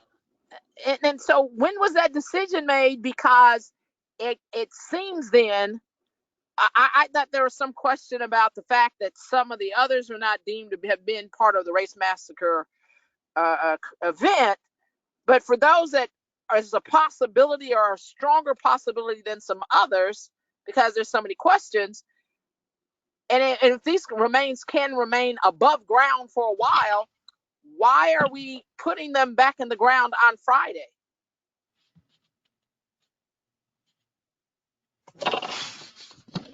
Well, I'll say, Regina, that when we did put in the request to get approval from the state to start excavation this summer, we also needed a reinterment plan.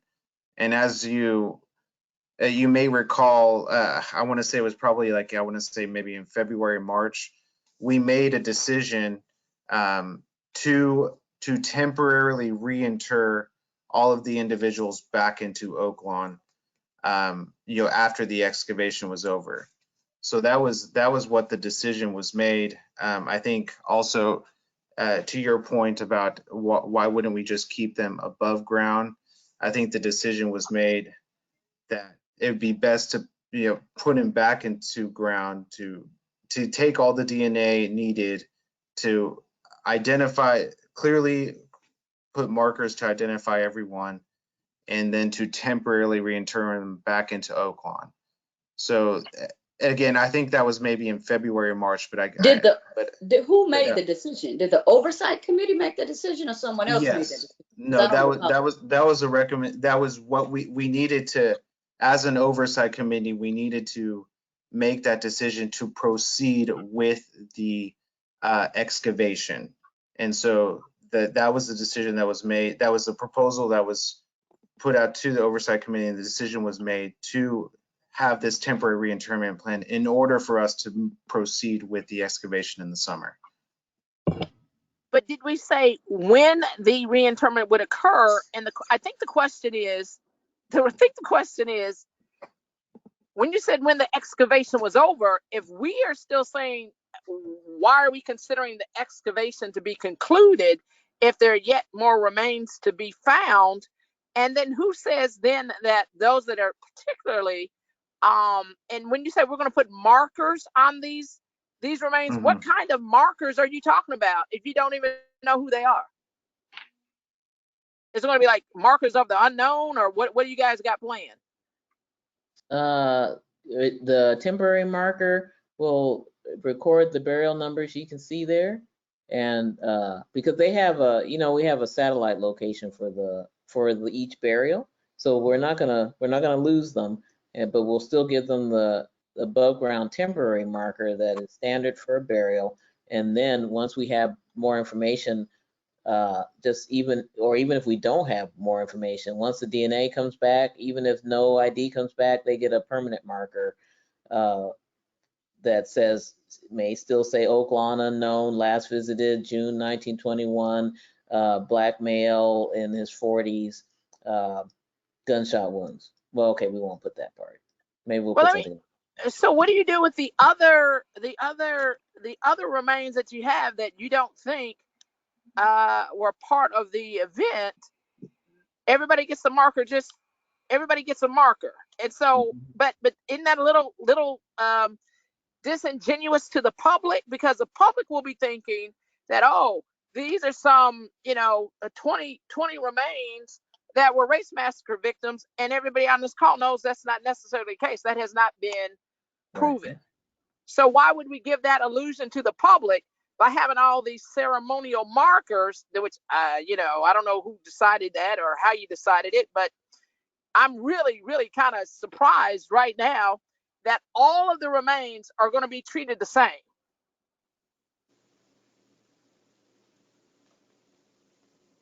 Well, on top of that, you have 14 remains that were not exhumed.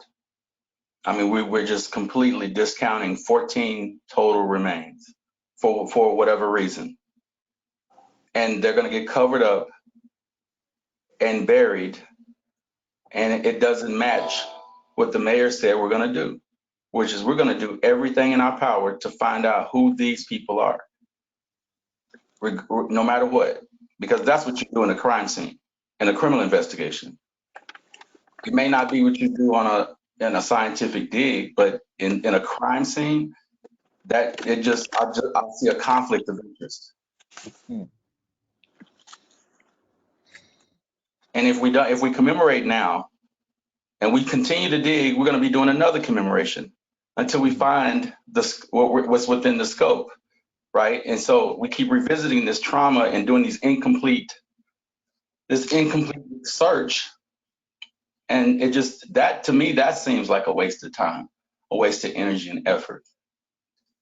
And then you forever, for the next 100 years, will be questioning who the other 14 were.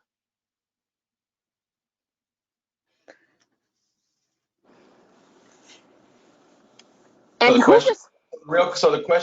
question is not so much how we're doing the temporary reinterment, all of that, is who made the decision to stop? I mean, was that decision based on, just who made that decision to stop? And now to conclude the dig.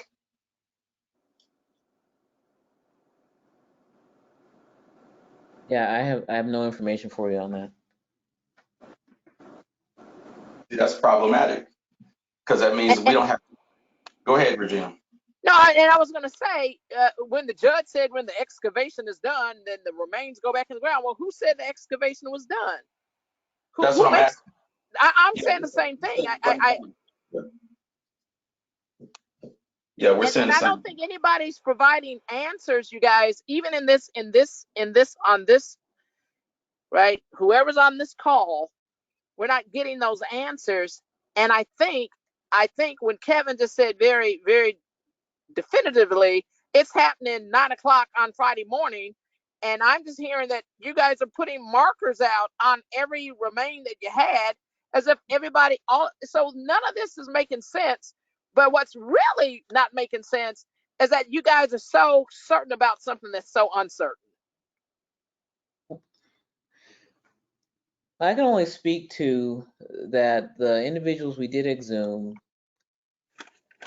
have to be in one of two places.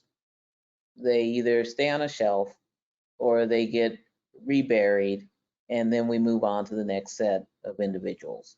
So keep in mind, we're not stopping. While, I did not make the timeline of this ceremony, I do believe it's a ceremony just acknowledging this set of individuals is appropriate before we place them back. I don't say it has to have the same kind of energy as the ceremony I expect to see when we have our 18 or any other individuals that we can definitively associate with the race massacre. But they do deserve at least an indicator that we reburied them, and that would be at the very least a temporary marker. And they're going to acquire identities of some kind, because they already have, for the most part, some identity of sex and age, and they get to have a marker. They don't have that now, and they will get to have that thing they probably had years ago that they don't have now. As far as the timing, though, and I don't have the reburial plan, or the reburial plan in front of me. That's city documentation. Yeah, and so, I agree with you. I agree with you, Phoebe, in regards to they do deserve respect. They deserve all of those things. But I think we just need to be clear about who made the decision to stop, who made the decision to conclude, because we agreed to temporary interment at conclusion. But this is not a conclusion. At least there's no consensus that there's a conclusion, and whoever made the decision to conclude it left us out. Yeah. And we still haven't asked, you still have to grapple with the issue of when you do this and the public sees this, they're just going to assume, oh, these are race massacre victims, and they're all getting a marker, and everybody on this call knows that has not been concluded. That's not even been determined. So I think we send out the wrong message to the public, and it's a misleading message. And I think, quite frankly, Friday, 9 o'clock, folks kind of knew it would be, folks would get that impression, because I don't know how you can conclude anything otherwise. So we're confusing the public, and I don't want to be a part of that. I want to know who's going to tell that story. How does that narrative work? Who's going to be in front of the microphone talking about that one? I agree. Well, you do raise a valid point. I mean, do you all want to be answering those questions? Well, why, if these are race massacre victims, were they all race massacre victims? Well, who was who? Well, who's number 19? And I mean, and if they can stay above ground and the work continue, then we don't have to put on this charade of, hey, we're honoring the dead and we're doing our level best, because it's not our level best.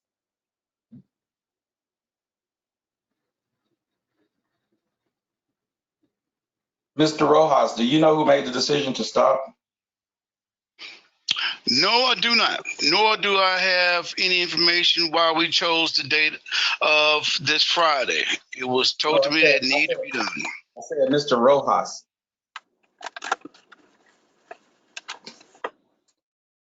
Yes, yeah, yes, Chief. The decision to pause. So again, right, to pause on this was really based on, I believe it was burial 27. That was, once that was, I think that was the gunshot victim. Once that was identified, there was a decision to move south to see if there was a pattern. And again, you know, Carrie and Phoebe, make sure, I know you guys know this better than I do. And then when it was identified that there was not a pattern, that's where the decision was made to pause on the excavation at that point. That is my understanding of that, the pause on the excavation. In terms of the reinterment and for the reburial on this upcoming Friday, that decision was made, you know, as we paused. You know, I think just kind of going back to what was discussed, you know, in the spring, was temporary interment, the importance to ensure that we can put everybody, you know, back into the ground safely and with respect. And so I think that is why, over the course of the last couple of weeks, to finding the vaults, to ensuring that we can do this the right way. And as of right now, Friday, you know, right now we're ready to put everybody back in the ground, and Friday is the date that was set for that ceremony. About, I would say, maybe 2 weeks ago, I think, is when we sent the calendar hold for everybody. Okay, so there's a difference between pausing and concluding. We agreed that we would do temporary interment at the conclusion of the dig. I know what the word conclusion means, but you didn't define who made the decision to stop this dig. Because if it's a pause, we don't need to be doing a commemoration on Friday, right? We're pausing this work. Mm-hmm. But what is happening and what I'm hearing are two very different things. And somebody made a decision without our input. Somebody made the decision to conclude. Somebody made the decision to reintern and have a ceremony without our input. Yeah, and then I'll go back one more time to the decision to, based on the geographic, or the boundaries of this excavation and the scope of work of what was set forth for the summer dig. And also, I think there's some other factors too with Cardno and their contract and them leaving. And essentially, we set out to do this work through the RFP. The work is, in terms of the RFP, the scope of that work was complete. We did look further south on 27, did not see a pattern. And at that point, that's where we have to make a decision and say, okay, do we need to reevaluate? And I think to Carrie and Phoebe's point is saying, do we need to pause and look at this differently, and then finish the report on this scope of work and then provide recommendations moving forward. And that decision was made by who? The decision was made essentially by the teams that were on the ground. The archaeology team, Cardno, and the city of Tulsa made that decision to pause. But Stevie just said she didn't know who made the decision. So that can't be the case. Well, it was made through the archaeology team, the excavation team that was on the ground. Okay. You know what? This looks more suspect. You know what, you guys? This is the same ridiculous mess that we've been dealing with for 2 years. Okay? And you guys continue to make decisions and act as if we have some kind of oversight committee. And then we get on this call, and at the 11th hour, we're like, oh, well, it's happening, and we're putting out markers, and we're going to pause. And we're using all of this language because if you're stopping and you're really not going to get back to this work, none of this is making sense. And this is just as really, I guess it's par for the course, really, in terms of what's been going on with this. Because again, I said, who's going to be explaining all of this to the public, or who's going to be misleading the public, quite frankly, on Friday morning as someone's pretending to have a ceremony for God knows what. And I think the communication. When you talk about Cardno, about Cardno and the contract with Cardno, why don't you go into discussion about who is Cardno, and does the city have money or to continue this, or do you already know, really on the ground, the city's not spending another dime on this process, and it's just going to kind of dwindle away, kind of like the city members have dwindled away that had been on this project from the beginning? 2 questions. Cardno and the contract, right? Mm-hmm. What does that mean? Does the city intend to spend any more money on this, or do you all saying, well, we're really out of money, and we're really the folks that represent the city really aren't on the call because they've all exited stage left, and we're just going to leave you guys with some markers and say thanks for the memories?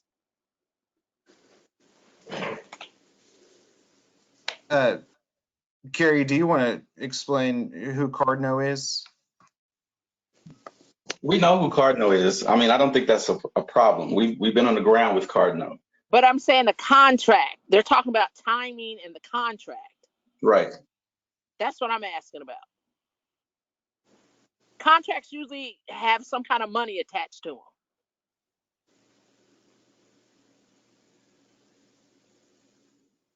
Yeah. So Cardno did have a contract with the city to do their work. I think for the scope of work that was set out to do that they had a contract, and they also had a timeline as well. The timeline, I don't have their contract in front of me, but that's something that we can get those exact answers for you. But they did have a contract, they had a timeline, and they fulfilled that contract. And then your second I think, Let me Regina, your ask you this. second question. Let me ask you this. Okay. They fulfilled a contract. They fulfilled a contract that said, come the 30th of the end of this month, our work is done, and we pause, and we have a bunch of questions. And you're saying they fulfilled a contract. So who, the terms of that contract with work that's unfinished? And so I'm saying to you, I'm asking, so is the city saying they don't have any more money, or they got to go Cardinals out and they're exiting stage left? So then what do you do? Who then does the work from that point on? Or nobody really planned to do any work beyond Friday anyway?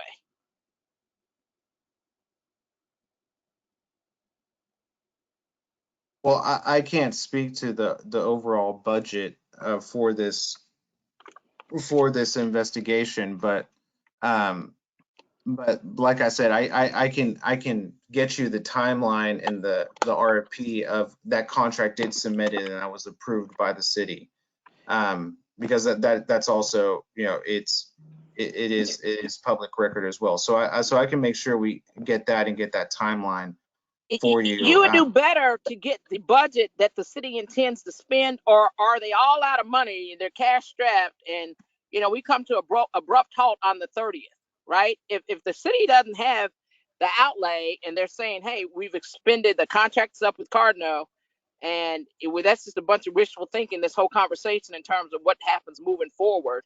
How does that get paid for? And how would you not know that? Yeah, it's one of those things where I mean it seems like, and I think this is valid, right? You're saying that the public sentiment by having a ceremony would mean that this is the end of the mass graves investigation. It sounds like that's how some people feel on this call, and that's probably how the public may feel as well. But again, there's the Phoebe and Carrie are still in the process of finalizing their results, as we've already discussed in this conversation. You know, what the pause and then the final reports and recommendations and next steps for this process moving forward. With that, that's where we will be able to, you know, the Oversight Committee along with the City of Tulsa will be able to make a decision on the next steps for this investigation. And so as it stands right now, there are no future plans to continue digging and searching for bodies. Is that what you're saying? No, I'm not saying that. I'm saying as it stands right now, we are fulfilling the scope of work that we set out to do back earlier this year and what got us to this point. That is what I am saying. And now we are in the process of I'm not in the process, but the experts are in the process of finalizing their report, their findings, and providing us with the necessary recommendations and next steps on how to best proceed. So anything in the future then would have to be a whole nother contract, a whole nother scope of work. Is that what we're saying? We have to do this entire process over again, even though we're picking up where we left off, but it would be an entire process. They have to give a report of their findings, and then basically that's closed out, and then we would have to reinitiate this process again. Is that what you're saying? I mean, I think it'd be something to that effect. But again, I'm not 100% certain. I haven't done investigations like this in the past, and so I mean, I would be curious, you know, based on the experience that Dr. Phoebe and Dr. Carey have had at other projects on how that proceeds. But my understanding is that, but yes, there would probably have to be a new scope of work that is identified based on their recommendations, and then we proceed with a timeline for that scope of work. Okay, we need to know that sooner rather than later. Yeah. Is Amber gone? Who? Has she officially left? Amy. Amy, I'm sorry, Amy. Yeah, Amy has officially left. Yeah, and okay. So we need someone on the staff that because she could speak specifically to funding, budget, et Yeah. cetera. And that's the question that Representative Goodwin is asking. Are we out of money? That's the question. Because if there's no financing supporting this project, then it's done. I have a problem with doing a ceremony as well, because that would leave the impression that we are just, hey, that's it, and we'll see if we can allocate some more funding. That, in my mind, this is not the final resting place for these remains. And a ceremony, to me now, would just be out of place. Yeah, and again, I do understand that public, the way that I guess the dynamics of the way that would look, and we can, like, I think, like you said, sooner rather than later, we can make that a priority to identify what is the funding for this project, and where we stand, because Moving forward. moving forward, and so, like, again, it's all about, like, the way things look. Like, exactly, if you're saying, Vanessa, and I think a few others have been saying, if there is no money and we're doing this, then how does that look? I understand how that could look, but having all the details and having all the information can hopefully provide more of, I guess, just really more of the understanding of how overall most of us do want to proceed with this, that we understand that this is a pause, that we are working through the findings of this work. We are leaving it to the experts to give us, direction on how to proceed, and with that we can really make a better informed approach on how to move forward with this investigation. I think that's how most of all of us on this call feel, and I'm of the belief that really I have to take the experts' opinions in matter on how to best proceed with this. And so I would say overall that I would hope that's how we all feel, but I understand how it looks. If some of those questions that you're saying in terms of funding and all that, if we need to know those answers to really, we need direction. Absolutely, we need to know next steps. Yeah. Yes, we understand phases, and if we're saying that this is being done in phases, then we should be able to speak to some level intelligently about the next phases. And as far as the ceremony, who determined what would be in the ceremony? Who was it? Was there a meeting about what even a ceremony would consist of? Well, the ceremony, so that was, I hate to always go back to our communication, through email, but that was something that, we did bring out to email to the Oversight Committee, that if you wanted if you had ideas on how to best do this, that to please reach out to Chair Kevin Ross. I know some people did speak to Kevin about how to best do this ceremony, and from there we really landed on having basically we wanted to ask the representatives in the Oversight Committee that are clergy, so that was Bishop Melvin Cooper, Reverend Turner, give them the opportunity to say a few words at the ceremony. We did also reach out to Chief, because we wanted to give him an opportunity from an ancestral point of view, as what would be the best possible, what is needed to really do a proper reburial. And then from there were some other suggestions brought up, to the oversight, or to Kevin, and that really was the gist of what we did for a ceremony. Again, and I don't want it to make it seem final, because that's not the case. Like, it's really more of like, how do we do it for respect? It's getting close to final if it's Friday. No, I meant that conversation never took place. I'm saying, I don't recall us making a decision by the Oversight Committee to rebury or to reinterm the remains. I just, and I could have missed it. So yes, ma'am. Yeah.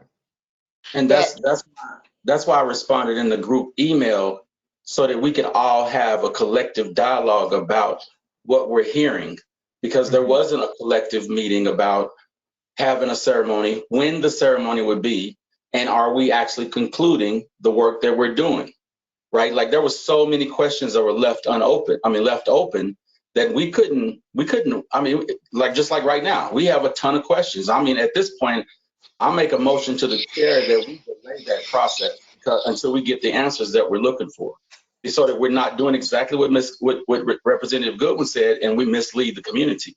Because right now we are representatives of the community. Mm-hmm.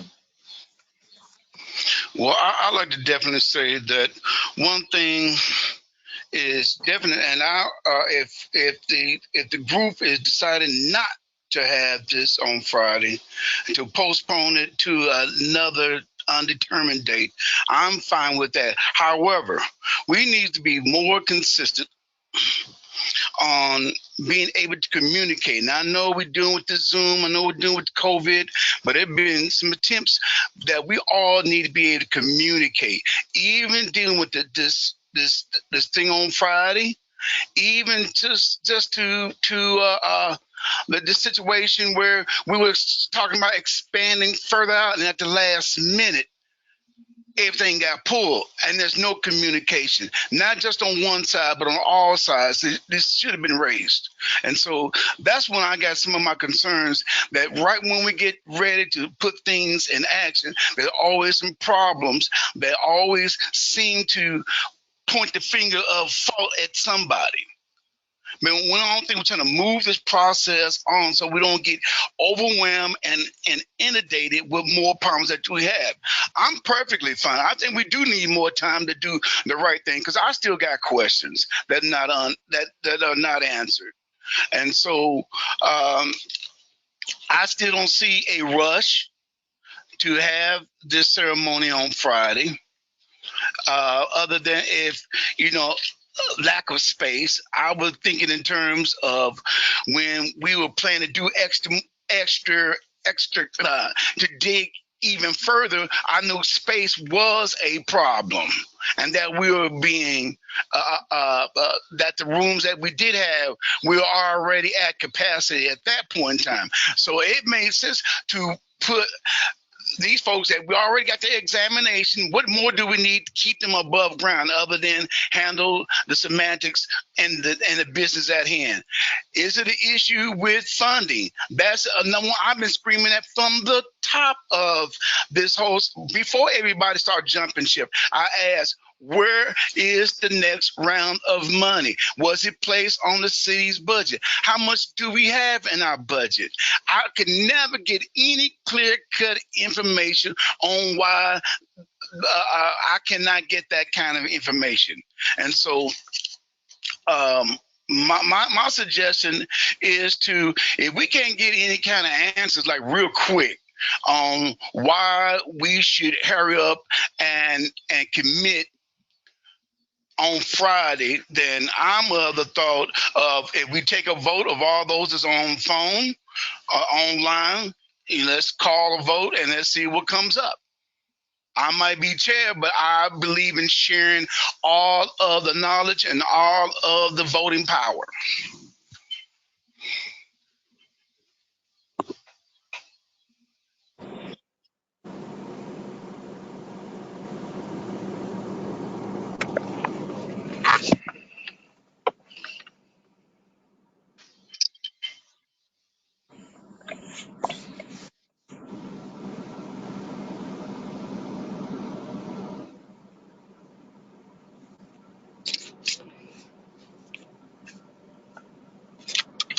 So do we vote to cancel, or do we proceed?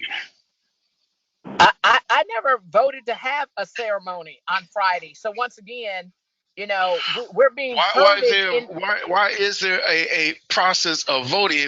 If somebody can justify why July 30th was a chosen date, because I wasn't a part of that chosen date myself. I'm just like going on what was told to me, that what we need to push on because of the fact that we got to have move the process along. Now, if the process means that we have to figure out where all the pieces are, we don't know where the money is, that's a major big problem. We don't know, we're going to start up again. And plus, we had to cut short our investigation. No, we can do better than this. We waited 100 years. Yeah, the city needs to find resources to make whatever happen. We got a good team in front of us who's done all this extraordinary work. This sudden stop that happened is I find it disrespectful to the work that's in place. Okay, you got a contract. You knew you had a contract. We've already moved outside the scope of the original scope because we found what was unexpected. So whatever needs to happen, this is a criminal investigation. We shouldn't even have to debate this. We shouldn't even have to have this kind of conversation. Somebody simply needs to go. Whoever made the decision to stop needs to evaluate that decision and come up with a plan. And let me say this, as they talk about a scope, I'd like to know what parameters and what scope are they talking about? Because for 2 years, we've been talking about right inside Oaklawn work that has not been done. So whose scope and how is that determined? And so Friday is upon us, and Mr. Rojas, I'm sorry you're on the tail end of this, and you're the one that's representing the city on the phone. But I think that also speaks volumes in terms of this whole process, because there could be some other folks from the city also on the phone on this call that could be answering those questions. And I don't know why, if you're the guy from the city, why they haven't shared with you what the budget is or what it's not.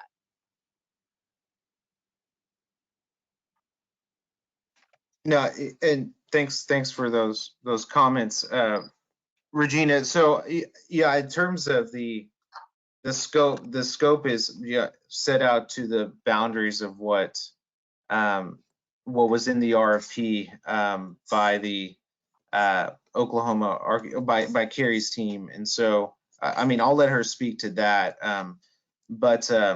But I guess in terms of just the reinterment plan and the reburial and the ceremony on Friday, yeah, it is what I think. Just trying to go back to the importance of I think that was discussed, quite in length actually in the spring about the importance of not having these individuals up above the ground. I'm not saying that anything could happen to them, but I think there's just an inherent risk of things happening when they're not in a safe place in terms of just rather than being in the ground. So that was always my inclination, is that the focus would be as we wrap our forensic analysis, as we're able to create collect DNA samples, at that point, we can now safely put these individuals back into the ground. Now, Rodrigo, let me, can I just interrupt just briefly? Yes, ma'am. I think there's always been an issue of, if our task was from even 100 years ago, even 20 years ago, if the task was to provide a better resting place for those victims of the race massacre, putting them right back into Oaklawn, right back in the same spots, was never ever my suggestion. And I said, if our goal was to find a more sacred resting place, but to put them right back where they were, that has always been an issue for me. So anyway. And I appreciate you saying that, and that's understood. And I think that was also expressed, quite in length when we were trying to make this decision. But we knew that we had to have a reinterment plan in place. So as an oversight committee, the decision was made to have Oaklawn be the temporary reinterment plan. So based on that allowed us to proceed with the excavation.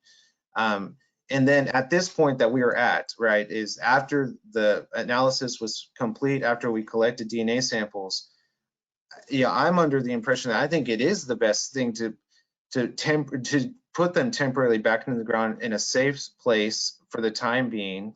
And it sounds, and I guess this is what, I think what Kevin is saying and others is, based on that, should we still have the ceremony, or No.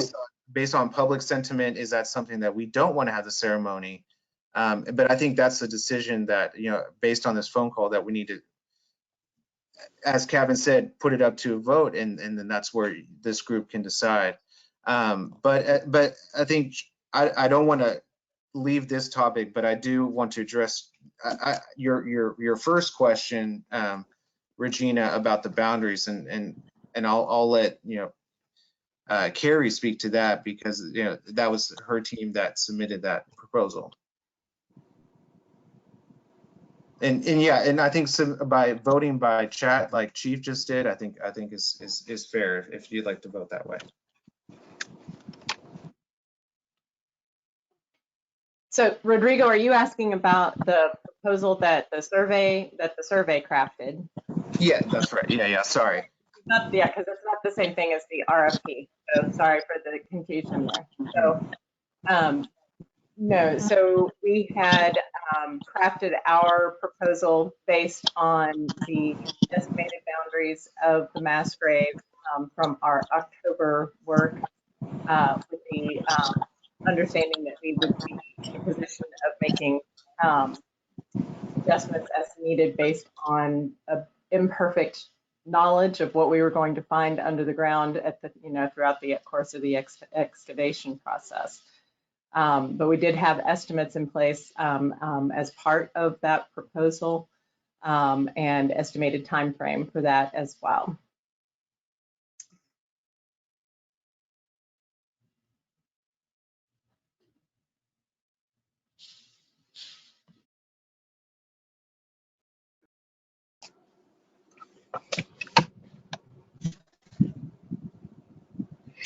And when we talked about estimated time frames, I think you suggested that should you find extenuating, and on any project there are findings and things that occur, and typically then that allows for expansion of the project that informs you to do something differently.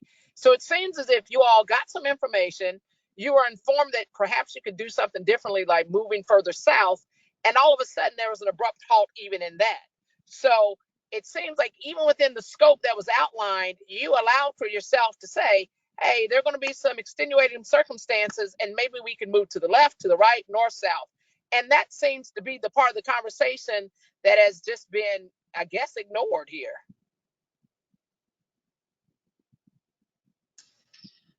But you're correct, Regina, that language was included in the proposal that we prepared to be able to accommodate for those unknowns. Right. But even within that, there does have to be a reasonableness about, you still have to stay within the spirit of the original intent, and so forth. This was also where I believe for Phoebe and I, we were looking at this from the standpoint of having legitimate reason to pause, to reassess, in part because of the variability of our findings compared to our expectations. And so we did feel that it's a reasonable thing for us to pause. I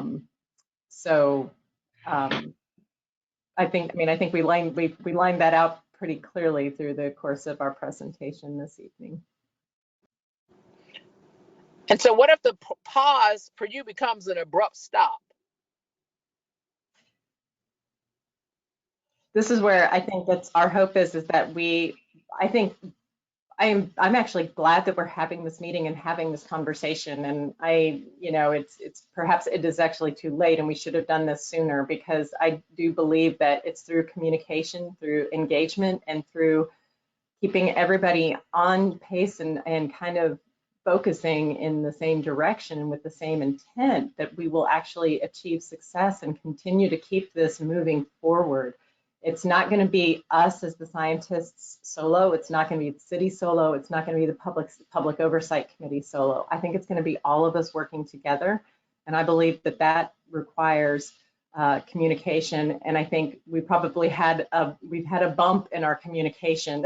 I think it's like our communication that we've been having in these last few weeks is not what I think we had been trying to do previously in terms of how we had been engaging with the public oversight and informing you about our thoughts and where we were at in the progress of the project and so forth. And so I think those are, I can't explain why that necessarily transpired other than perhaps it was just the sheer complications of the work that we were doing in June. And, that it's entirely possible that that's the case. But I think that that's actually something that we need to rectify, because I think the conversation we're having tonight is a direct result of not, maintaining those lines of communication as well as we should have been. Let me ask you this. Are you all working under a contract right now? So the work that we've been doing for the Oklahoma Archaeological Survey, we have been under contract for most of the work, but not in terms of like our labor. So like the work that myself and my colleagues at the survey do, our labor is not part of that contract, because this is actually something that is commensurate with our work responsibilities, with our job duties. But what is part of the contract is assistance with travel expenses and with equipment that may need to be purchased specifically for this investigation. So is that contract coming to an end, and would a new contract have to be negotiated and implemented for a phase 2 after you all have done, your It depends. Report and submitted? Basically, so this current contract, the terms of this current contract go until it goes for several more months, until it's actually for just under a year period for the total amount of time. But that's in part because that incorporates not just the fieldwork component, but also the artifact analysis and write-up and all of the analytical component that goes into producing the report with the findings and recommendations. And that's not because BB&I, especially at this point in time, don't believe that it's going to take us that full duration of time to actually bring that to fruition and to complete that document. But that was the time frame that we put in place for the contract. And with the contracting, it can happen depending on just, there's a variety of different factors. In some cases, depending on the additional work that's going to take place, that can entail a whole new contract that needs to be established. But it's also possible that you can have an extension or you can have an amendment to the current agreement if it is seen as being sufficiently in keeping with the original proposal, that it's not a substantial departure, for example. And that's something that I think, depending on what we would propose to do, that might determine whether or not it's the kind of thing that could result in or could be accommodated through an amended contract versus a new contract. But those are also that will have to take place. Yeah, and I was going to say, that's what I should say, is that's just in my experience, but I don't know. There may be some things on the city side of this that I'm not currently aware of that would affect that answer in this particular case. But I just can say from my previous experience that those are the kind of two scenarios that are possible. Okay, so you guys are going to finalize and submit a report. And for anything else to happen in the future for this to continue, there needs to be either an extension of a current contract or the negotiation of a new one. I believe that's probably a fair way to say that. I don't know if somebody from the city wants to chime in from their perspective on that, but in my experience, that seems to be a reasonable assessment. Okay. Yeah, that's information we need to have definite answers to, Rodrigo. Agreed. Yeah, I will look into that. And just to address your question, I'm not under contract. Say again. So I'm not under a contract with the city, except as a non-employee vendor. I provide my services through being employed at the University of Florida. So is there an agreement between the city of Tulsa and the University of Florida? No, we don't have an MOU, and I submit my receipts to the city for reimbursement only. I don't get paid salary or Mhm. fees. Okay. Thank you. And thank you all for your work. Thank you for being. Yeah, this is good. This is really good. It's been productive, and well, at least from our perspective, because you know you all are experts in your field. We're good oversight members, at least. You know, those of us who really try to put Experts in bullshit. we try to put our efforts forward, but just so that you understand public sentiment.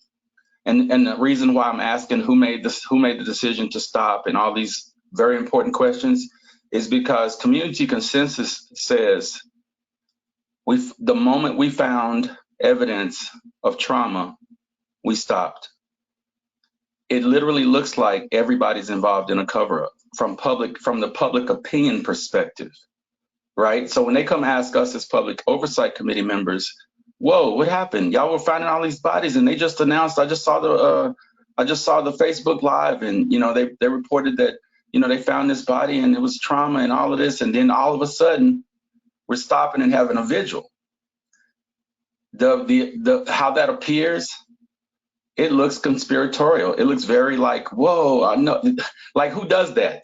The moment you find everything you've been looking for, you stop. So public sentiment makes it look like a really big cover-up, and so the important question is, who made the decision to stop? If we don't have an answer, then it looks like everybody's involved, including the Oversight Committee. And we didn't make those decisions. We didn't know the decision was even going to happen. And that's what makes those questions important. That's why I'm totally against having a commemoration. It's premature. It needs to happen, but it's premature in this temporary location. Not permanent, temporary, but it's immature. Somebody made a decision. Carrie just said nobody should be working solo, but everything that happens when it comes to the Oversight Committee is done solo.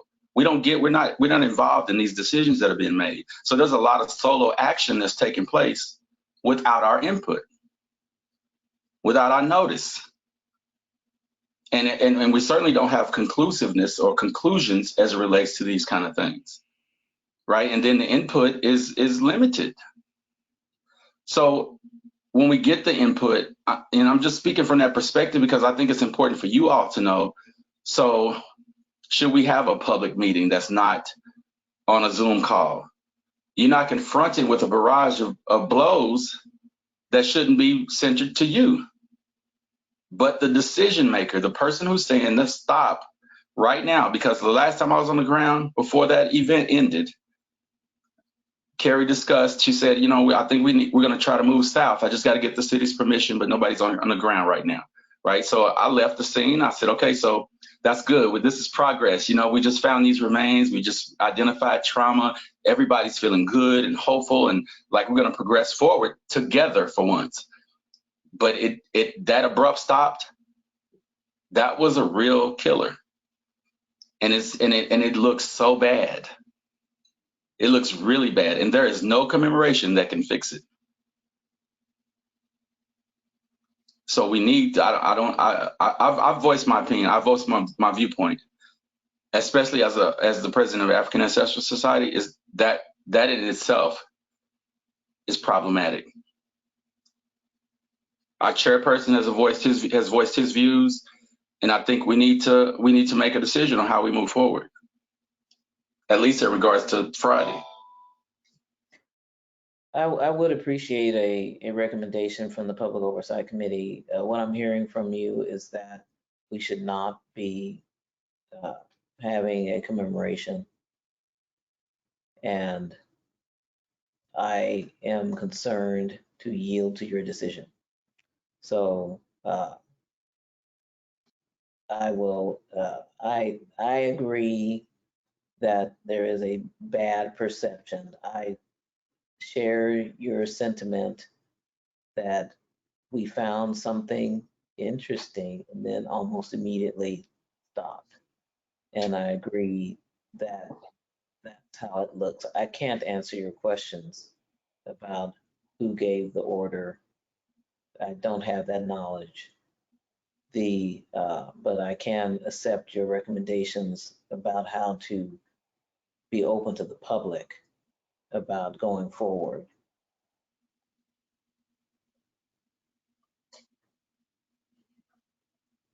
With Friday or not. Thank you for your honesty. I would like to add one comment, and this is not because this dialogue is extremely important. I would like to make you aware of one point, that if there were going to be a delay in the reburial as it's proposed for Friday, I am mindful of the fact that we have a very large open hole that every time it rains, it creates problems because the walls of our excavation area are not terribly stable. Today, I was just out there on site with a number of our other folks from the survey, just because we needed to, because of the rains that have happened, and especially those that happened immediately after we did the pause on the excavation. It created basically a large swimming hole. So what I would really, I don't, I know that this can't be the determining factor necessarily, but I would like consideration to be given to the fact that we don't want to do harm to the individuals whose remains are still in there. And if, if we were to rebury, we would be in a position of also trying to stabilize that area in a way that does no further harm to the additional burials that have not yet been completed, as well as to those adjacent areas as well, to the burials that are next to and outside of our excavation area. Those are just some things that I am mindful of as well, that we want to be appropriate there. So not exactly sure what that means in terms of how we talk about that moving forward, but I just would like that to be part of the conversation as well. And to piggyback off of Carrie, as far as the condition of that large hole / swimming pool, I always wondered, and I always asked the question, still haven't got an answer, but if we're going to temporarily place these folks back at Oaklawn until whatever mystical, magical place is located, why not put the remains that we already taken out already and place them in that hole that we created in July, where they had it on individual, and we know that's above the flood line, because what happened, all that water go right in that area, even before the hole. That's why a lot of grass don't really grow there, including with the tree that's there. And so I'm on thought that we know there's nobody in that hole, in those trenches over there. Why not place them in individual spots right there in the July spot, over there by the section area, as opposed to putting them back in the mud pit? It's actually not a bad idea. I wish we had a cemetery representative on hand, because, I mean, but as far as I know, yeah, it's a good question. It's not a bad idea. I say that in the context of I have real concerns about so we're using airtight vaults because we want them to stay airtight, but our excavation area has a creek running through it, underneath, and maybe through it. I don't know, it filled up readily. I am really worried that they won't stay there, but I don't build cemeteries, so I have to yield to my own ignorance. We don't have a cemetery representative in this call, but you raise a valid call, and I don't know. Especially in terms, I think something that they really to look into, especially we're talking about pausing anyway, something that we can really look into and do this thing the right way, and at the same time be able to find out what's our budget and what's going on with future budgets, to answer all these questions so we can be able to speak to anybody that have any kind of questions regarding this, because at this point, when there's many questions among the Public Oversight Committee, excuse me, and I've been on a number of oversight committees where when a general decision is made, even though there were some people that did not agree upon it or did not know about it, everybody's name that's on it is therefore part of whatever decision that is made. And so while we are at this journey, I propose that we wait until we get these answers, these questions answered, because the more you try to answer it, we're at the right person in place, we're going to have more questions and we're going to end up with no more answers than we got already. And so for all of us to feel a little better about this whole process, because everybody's name, reputation, and just mentality is a part of this. And it shouldn't make nobody feel defeated in whatever decision that is made. What we do tonight, we are charged with a commission to right a wrong, not to point fingers, because we got a whole bunch of fingers that need to be pointed anyway, but it takes too much time. But we are here charged with the mission of righting a wrong on our watch. You know, and that's before all the egos, the cameras are not around. I don't think there hadn't been any major newspaper been asking anything about it anyway. And if they do, here's our story. There's more things, we need more questions answered by those who are in charge, who calling the shots. That's the bottom line. Kevin, could I I want to ask a follow-up question just to see if I can understand properly what you put on the table as a suggestion. So basically, it takes the individuals that we would otherwise be reinterring in this excavation area, but instead actually placing them for that temporary reburial in the Sexton's area. And would it then be your expectation that we would then be in a position to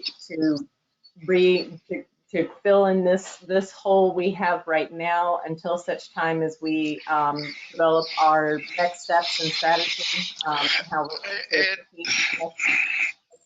Exactly, because you guys already stated that the hole itself is going through a lot of damage already. Mm-hmm. You know, and to cause more harm than done, it would just make this restful place into a big bowl of soup, and we don't want that to happen. So I think being placed in higher ground, we know nobody's there. We know 15 feet down that we will encounter water. We're not going to bury them 15 feet down.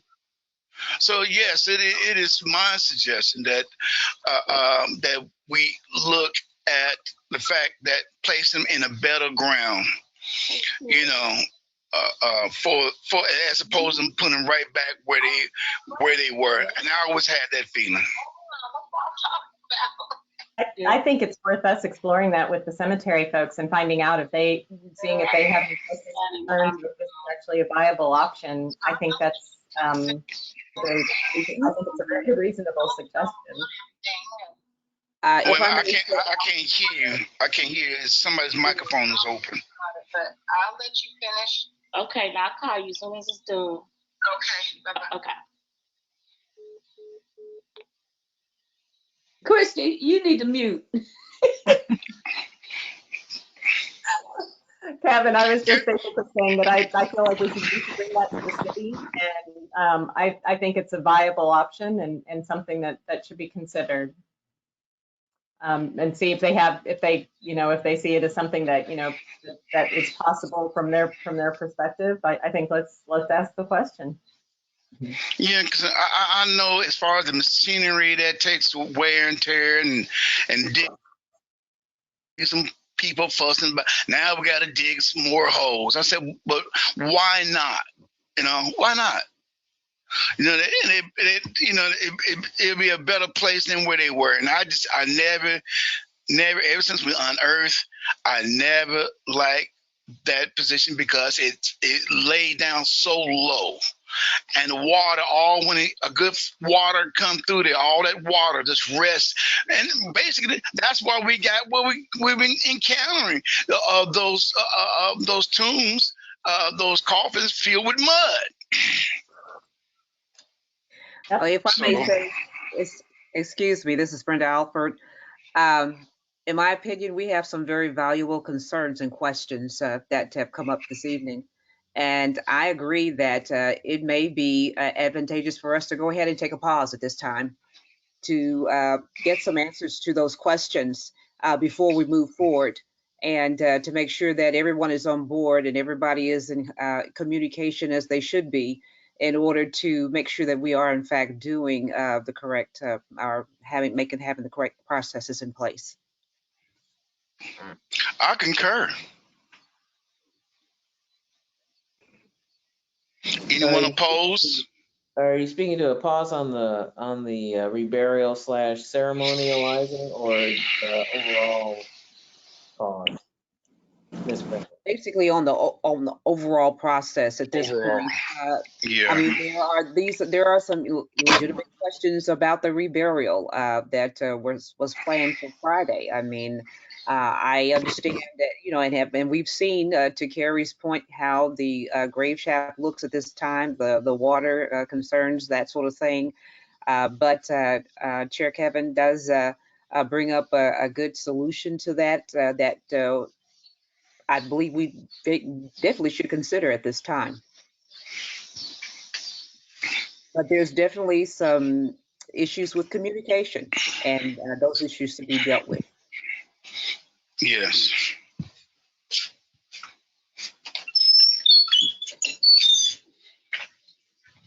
Are we the only ones online? No, I was just going to say, I'm on the line. I literally pulled over to a gas station in between Oklahoma City and Tulsa. I'm going to get ready to get back moving down the highway here, but I just wanted to say I'm all for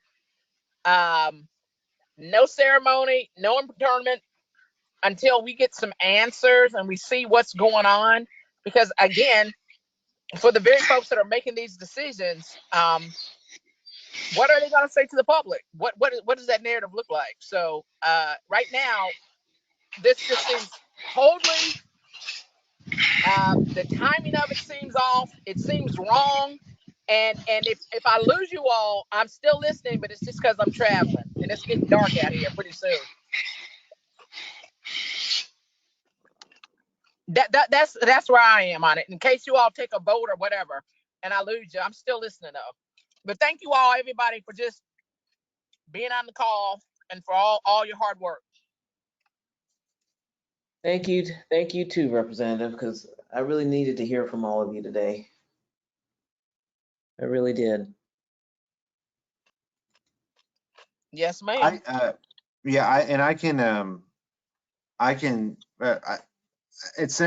just want to make sure I fully understand the proposal would be to not have a ceremony, and also in terms of reburial, exploring the option to not rebury in the current hole due to issues with the geographic land and the water concerns that were expressed, but to look into the Sexton's area as a temporary reinterment area for these 19 individuals. Is that what is being proposed, Captain?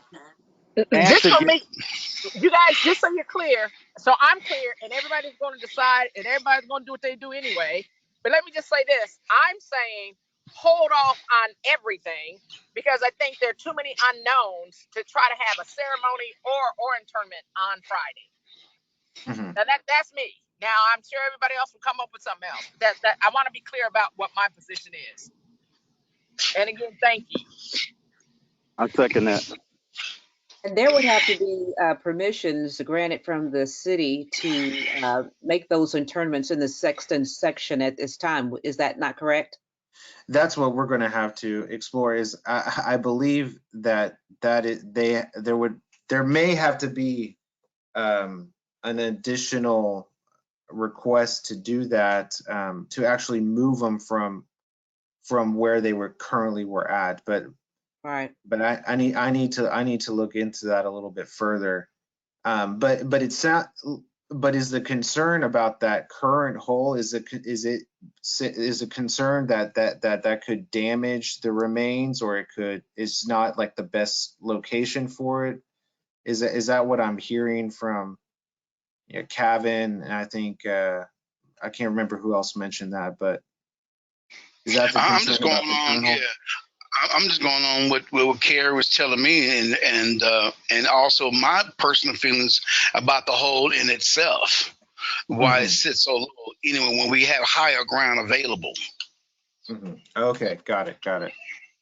Because I think keeping them up above ground, I just don't see that as a viable, like honestly, to me that doesn't seem like a good solution, like to keep them above ground for a month or multiple months. I would say that we need to put them back into the ground somewhere safely, just to ensure the safety of the remains. But that's, I think that's just how I feel about it. But Rodrigo, yeah, I care about the remains. Okay, the yeah. reason I asked the question from the folks that do this kind of work for remains that have been unearthed in past practices, how long can remains be above ground? And if I can hear for years, and if I know all across this country and all across this world, this kind of work has been done, finding a place for those remains really isn't the issue. It's the want to,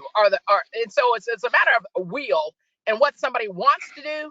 But it's certainly not for folks to say, oh, we're running out of space and we don't know where to put these 20 remains. We're just out of space. That's ridiculous. Well, It's yeah, a matter it is of about what do folks want to do, and exactly.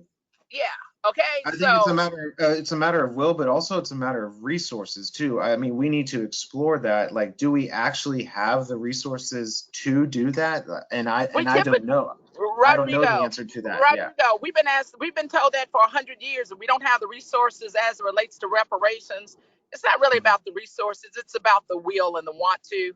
So we typically find resources for whatever we want to do.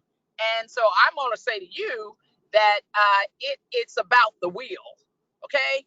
And it's been about the will for the last 2 years, about what somebody wants to do and what somebody will not do. So I thought I was going to lose you guys as I'm traveling, but I just happen to keep hearing bits and pieces of this conversation. So that I just wanted to respond to you about that and the remains being above ground, etc. It's certainly better than if anyway. But Rodrigo, look, you are doing the best you can with what you got and the lack of information that you've been given. So some of these questions really aren't directed to you, but being that you are at the helm and they've given you that position, you got to know that they should be giving you better information. And we can explore what resources we have, even like where an actual location could be to house these individuals. So we can definitely explore that and see what options we do have on the table. Because I think that's what it comes down to is.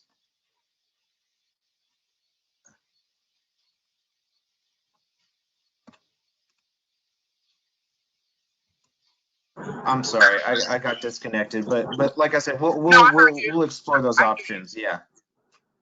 I had a question, Carrie. If we don't reintern those bodies or the caskets back into that the original location, what becomes of the consistency of that area as far as, or will they have to bring more infill to fill that up or whatever? What does that do?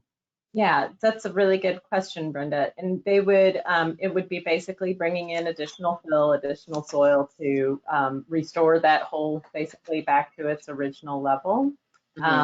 Just minus the individuals that would be perhaps reburied elsewhere. I would say too, just kind of quickly, because the question about reburying elsewhere in the cemetery, with the disinterment, reinterment process, as I understand it to be, and I think this will be something that Rodrigo can certainly, I think, seek the advice of counsel from the city. But when the reinterment happens within the same cemetery, this is actually one of the reasons that I understand that this was even put in place to make the process simpler for disinter or reinter in the same cemetery, was to actually facilitate being able to move elsewhere within the same cemetery, but not have to go through the same procedures that you have to go through if you are moving to a different cemetery. So my expectation is, and we'll have to get confirmation on this, but we would potentially, to my mind, probably still be within the terms and conditions of the disinter or reinter in the same cemetery, even if they're moved to the sexton's area. And so, but we would want to get confirmation on that.